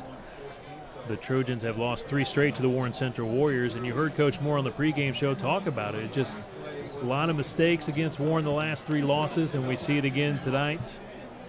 5 fumbles, 4 of them picked up by the Warren Central Warriors. So again, you're right, Ted. Just too many mistakes tonight. Yeah, I mean, it's one thing against teams that you just say, okay, they beat us because they were better. I mean, that year that Jason West was at Lawrence Central, his Lawrence Central team was just better than we were that year. I mean, they beat us and beat us soundly. But in most cases, when we play Warren, I mean, I watch us play, and we either start real slow and then we play great in the second half and we kind of outplay them and it looks like we ought to win, and then we make some mistakes. So at some point in time, some leader needs to step up and talk to the team about that. Hey, we've got to get stronger and not make the mistakes that are giving these games away. These are games that we should be winning and always have been winning in the past, and it's time for us to step up and start doing it again. Warren Central going for it on 4th and 4. 1 minute left to play in the ball game. Well, I expect them to run, so I'm sure they'll pass. Ball at the 25-yard line. Moore fakes the handoff, play action, and it's an incomplete pass. Good coverage by the Trojans. Matt Soderdahl with the coverage. That took 4 seconds, so 56 seconds left in the ball game. So the Trojans still have a shot here. Down 7, 21-14, 56 seconds left to play in the ball game. No timeouts, 75 yards. You've obviously worked on this in practice. You've got certain plays that you probably wouldn't show during the regular season that you can kind of pull out for situations like this. The hook and ladder, things like that, but you got some special plays. 4 receiver set. Taven Jackson in the pocket, steps up, fires, and it's a completed pass just short of the 40 at the 39-yard line. Trojans got to go fast. That's Mitchell Evans with the catch. 14 yards. They'll stop the clock momentarily to move the chain game. 45 seconds to play. Taven throwing and completing and out of bounds. Another first down. Trent Bites here on the near side makes the catch. Out of bounds, stops the clock with 41 seconds. It's now into Warren Central territory at the 48-yard line. I mean, now it's very doable. I mean, you're 47 yards away. I mean, you've got a little confidence. Taven has thrown a couple nice passes. His guys are able to get out of bounds, save some time. 13 yards on the completed pass by Taven Jackson. Cannot take a sack. He steps up and dumps it underneath to a wide-open Connor Delk. He's at the 35 and wrestled down at the 32, 33-yard line. Another first down. They'll stop the clock to move the chains. 32 seconds left to play. Trojan fans want either a face mask or a horse collar. Yeah, it looked like they might have got him for a horse collar, but I think it came from the side. Clock rolling, 30 seconds and counting. 16 yards on that completed pass. Taven in the pocket. Can't take a sack. Throws it and completes it to Mitchell Evans. He's out of bounds. Stops the clock with 19 seconds. And a flag comes out for a late hit on Taven Jackson. That should be a 15-yard penalty, Ted. Definitely should be. Stops the clock. It should take it to about the 15-yard line. Clock says 12. I thought it was 19 when he went out of bounds. So they should have put it back to 19 seconds on the clock, because I felt like Mitchell Evans made the catch and stepped out of bounds with 19 seconds. Referees conferring. We do believe it's a late hit on Taven Jackson. He did complete the pass to Mitchell Evans here on the near side, and he stepped out of bounds. Personal foul against the Warren Central Warriors. That'll be half the distance. But they need to put some time back on the clock, in my opinion. I believe they need to put 7 more seconds back on the clock. Be half the distance, right? Down to the 11, 12. It's inside the 15. Yeah, it was at the 26. That'd be the 13. Wow, they're not putting any time back on. Oh, maybe they're trying to call up now. It looks like the one referee's looking at the box. Personal foul against Warren Central. There, they put 16 back on. 16. So they'll put it at 16 seconds. Okay, they're on the, 14-yard line? 14-yard 16 line. seconds to go. If you've got to throw this ball into the end zone. Do not throw it short. Taven Jackson in the pocket. He steps up. He's going to run the football, and he's got to get out of bounds. Now they got to spike it. You got to go fast. 6 seconds, 5 seconds, 4, 3, 2, 1. And they cannot spike it in time. Well, they never had a chance to spike because the referee had it in his hand. He waited. The referee had the ball. He's got to put that down on the ground and give him a chance to hike the ball and stop the clock. Wait a minute. They're blowing the whistle out there. Let's see what they're going to say. The referee, I thought I heard a whistle blow, and he's saying get off the field. This game's not over, gentlemen. The referee is asking for the players to get off the field. Well, I don't know how it's not over. It went to 0 before they were able to hike it. They couldn't hike it because he had it in his hands. That's terrible. Let's wait and see. It looks like I heard some whistles being blown now. The referees are going to leave the field. They're going to run. Yeah. That's too bad. So that should be the ball game. I thought I heard a whistle, and I thought they were motioning the players off the field, but the referees now are and spike the ball in time to stop the clock. And like Ted and Rick were saying, again, the official was holding the ball in his hand and never put it down. Yeah, he waited. But again, Tavon can't take an opportunity. He's got to throw that. He's got to know, I got 3 opportunities to throw this in the end zone. I cannot run it. Either throw it away, but there's no way if we come up short of the first down that you're going to be able to get another play off, especially if the referee's going to hold the football like he did. But that's a learning situation. He'll do better the next time. I mean, it's a young football team, and it was very entertaining tonight. I think they got a lot to look forward to the rest of the year. Final score from the east side, 21-14. Warren Central wins its 4th straight against the Center Grove Trojans. Coming up next, we have our Duke Holmes postgame show. This is Center Grove Trojan football.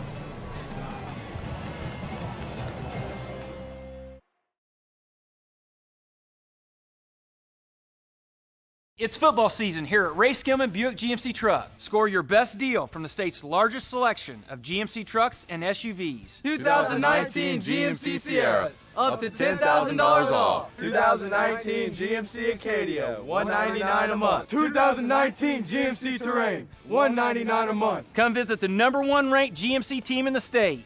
Ray Skillman Buick GMC Truck, where we stack them deep and sell them cheap. Just 1/2 mile north of the Greenwood Park Mall. Can't forget that Texas Roadhouse. Can't leave that memory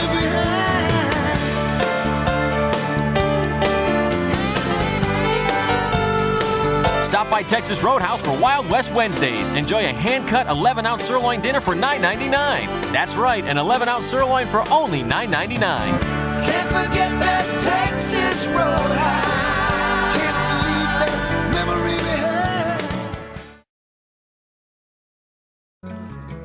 Aqua Systems was founded over 50 years ago to make the best water softeners and drinking water systems available, and to just make it easy to get great water. People who shop us buy from us. Why? Clear pricing on great equipment with the best warranties anywhere. If you don't love your water system, bring it back. Everything comes with a money-back guarantee, so there's no need for high pressure. Give Aqua Systems a try. You'll love your water.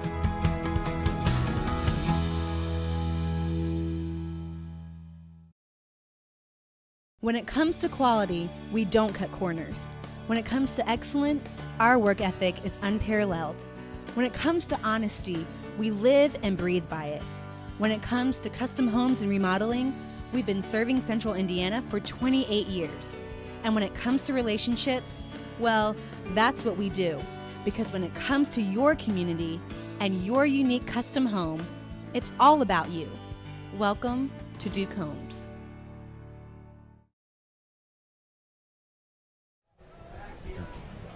Welcome to the Duke Holmes postgame show. Many promise, we deliver. Duke Holmes. Final score tonight, 21-14. The Center Grove Trojans losing to the Warren Central Warriors here in the 2019 season and conference opener. Tough one for the Trojans. Kevin Conrad now joined by Rick Embry here on the postgame show. Rick, the Trojans led early 7-0 at halftime. Warren gets a quick score, ties it up 7-7. Trojans go back in front in the third quarter 14-7, but Warren Central, they get it done here in the fourth quarter with a couple of scores, and they take this one home 21-14. Well, too many lost opportunities, Kevin. I mean, you had the chance early. We talked about it at halftime. Center Grove's only up 7-0, even though Warren Central had 38 yards total in the first half, and you left a couple scores on the table there in the first half, and it came back to bite you in the second half. But, I mean, Warren Central didn't lead in this game until under 3 minutes to go in the game. That was the first time that they led. But, you know, when you put the ball on the turf 4 or 5 times, then that's going to happen. And then, unfortunately on that game-winning drive by Warren Central, they got a couple huge calls from the officials on 3rd and long calls that prolonged their drives, especially the one that was deep in their own territory there. And they punched it in, and then unfortunately Center Grove just ran out of time there at the end, hoping they would get one play back in, but unfortunately the ball didn't get spotted quickly enough. So again, a lot of correctable type things. Again, you just can't put the ball on the turf 5 times, and you lost it 4 times. Those are things you can correct. I felt like the O-line for the Trojans, again, the strength of this year's team, gave the running backs holes, gave Taven Jackson time to pass. O-line did its job tonight. I know there's a lot of new faces on defense for the Trojans. I felt like they held their own tonight against a very good Warren Central team. Again, they're the 6A state champs. They're the team that's ranked number 3 in the state. They're ranked nationally. So, again, I felt like for a very young and inexperienced Center Grove defense, they played really well tonight. Well, and I think the difference is big plays in the ball game. I mean, Warren Central scored or had at least 2 or 3 passes over 50 or 60 yards, and those came back to haunt Center Grove there at the end, because Center Grove, with the exception of the one long run by Mitchell Evans, didn't have those big plays. They got the ball, they marched the ball inside the 30 or 20-yard line, but they couldn't punch it in then or put it on the turf. So, mistakes came back to haunt them, and Warren Central just made one more big play than they did and came out victorious. So, again, a lot to learn from tonight. Again, it's week 1. You're playing without your stud, the warhorse, and Carson Steele. And, again, he's nursing some type of injury. All we hope is that he gets better soon, and he's back in the lineup soon for the Trojans. So, again, he was unavailable tonight. But I felt like Mitchell Evans, boy, what a job he did tonight out of the backfield in his first start. Connor Delp was impressive. Weems in his first start, also very impressive. So I felt like the running backs that we saw tonight, they really shared the ball and the wealth, if you will, on offense. And Taven Jackson, how composed and great did he look tonight in the pocket? I mean, all 3 of those guys that you mentioned running, Delps, Evans, and Weems, first varsity carries tonight. So completely new experience for all of 3 of those guys. And Taven did deliver the ball when he got opportunities to, in time. He got the ball out to Veith, he got the ball to Delp, and he did a good job back there in the pocket. But yeah, I mean, you can whine and cry about, we don't have the All-American running back in the backfield, but you play with who can play. And unfortunately, Carson didn't go tonight, so you got to throw somebody else back there.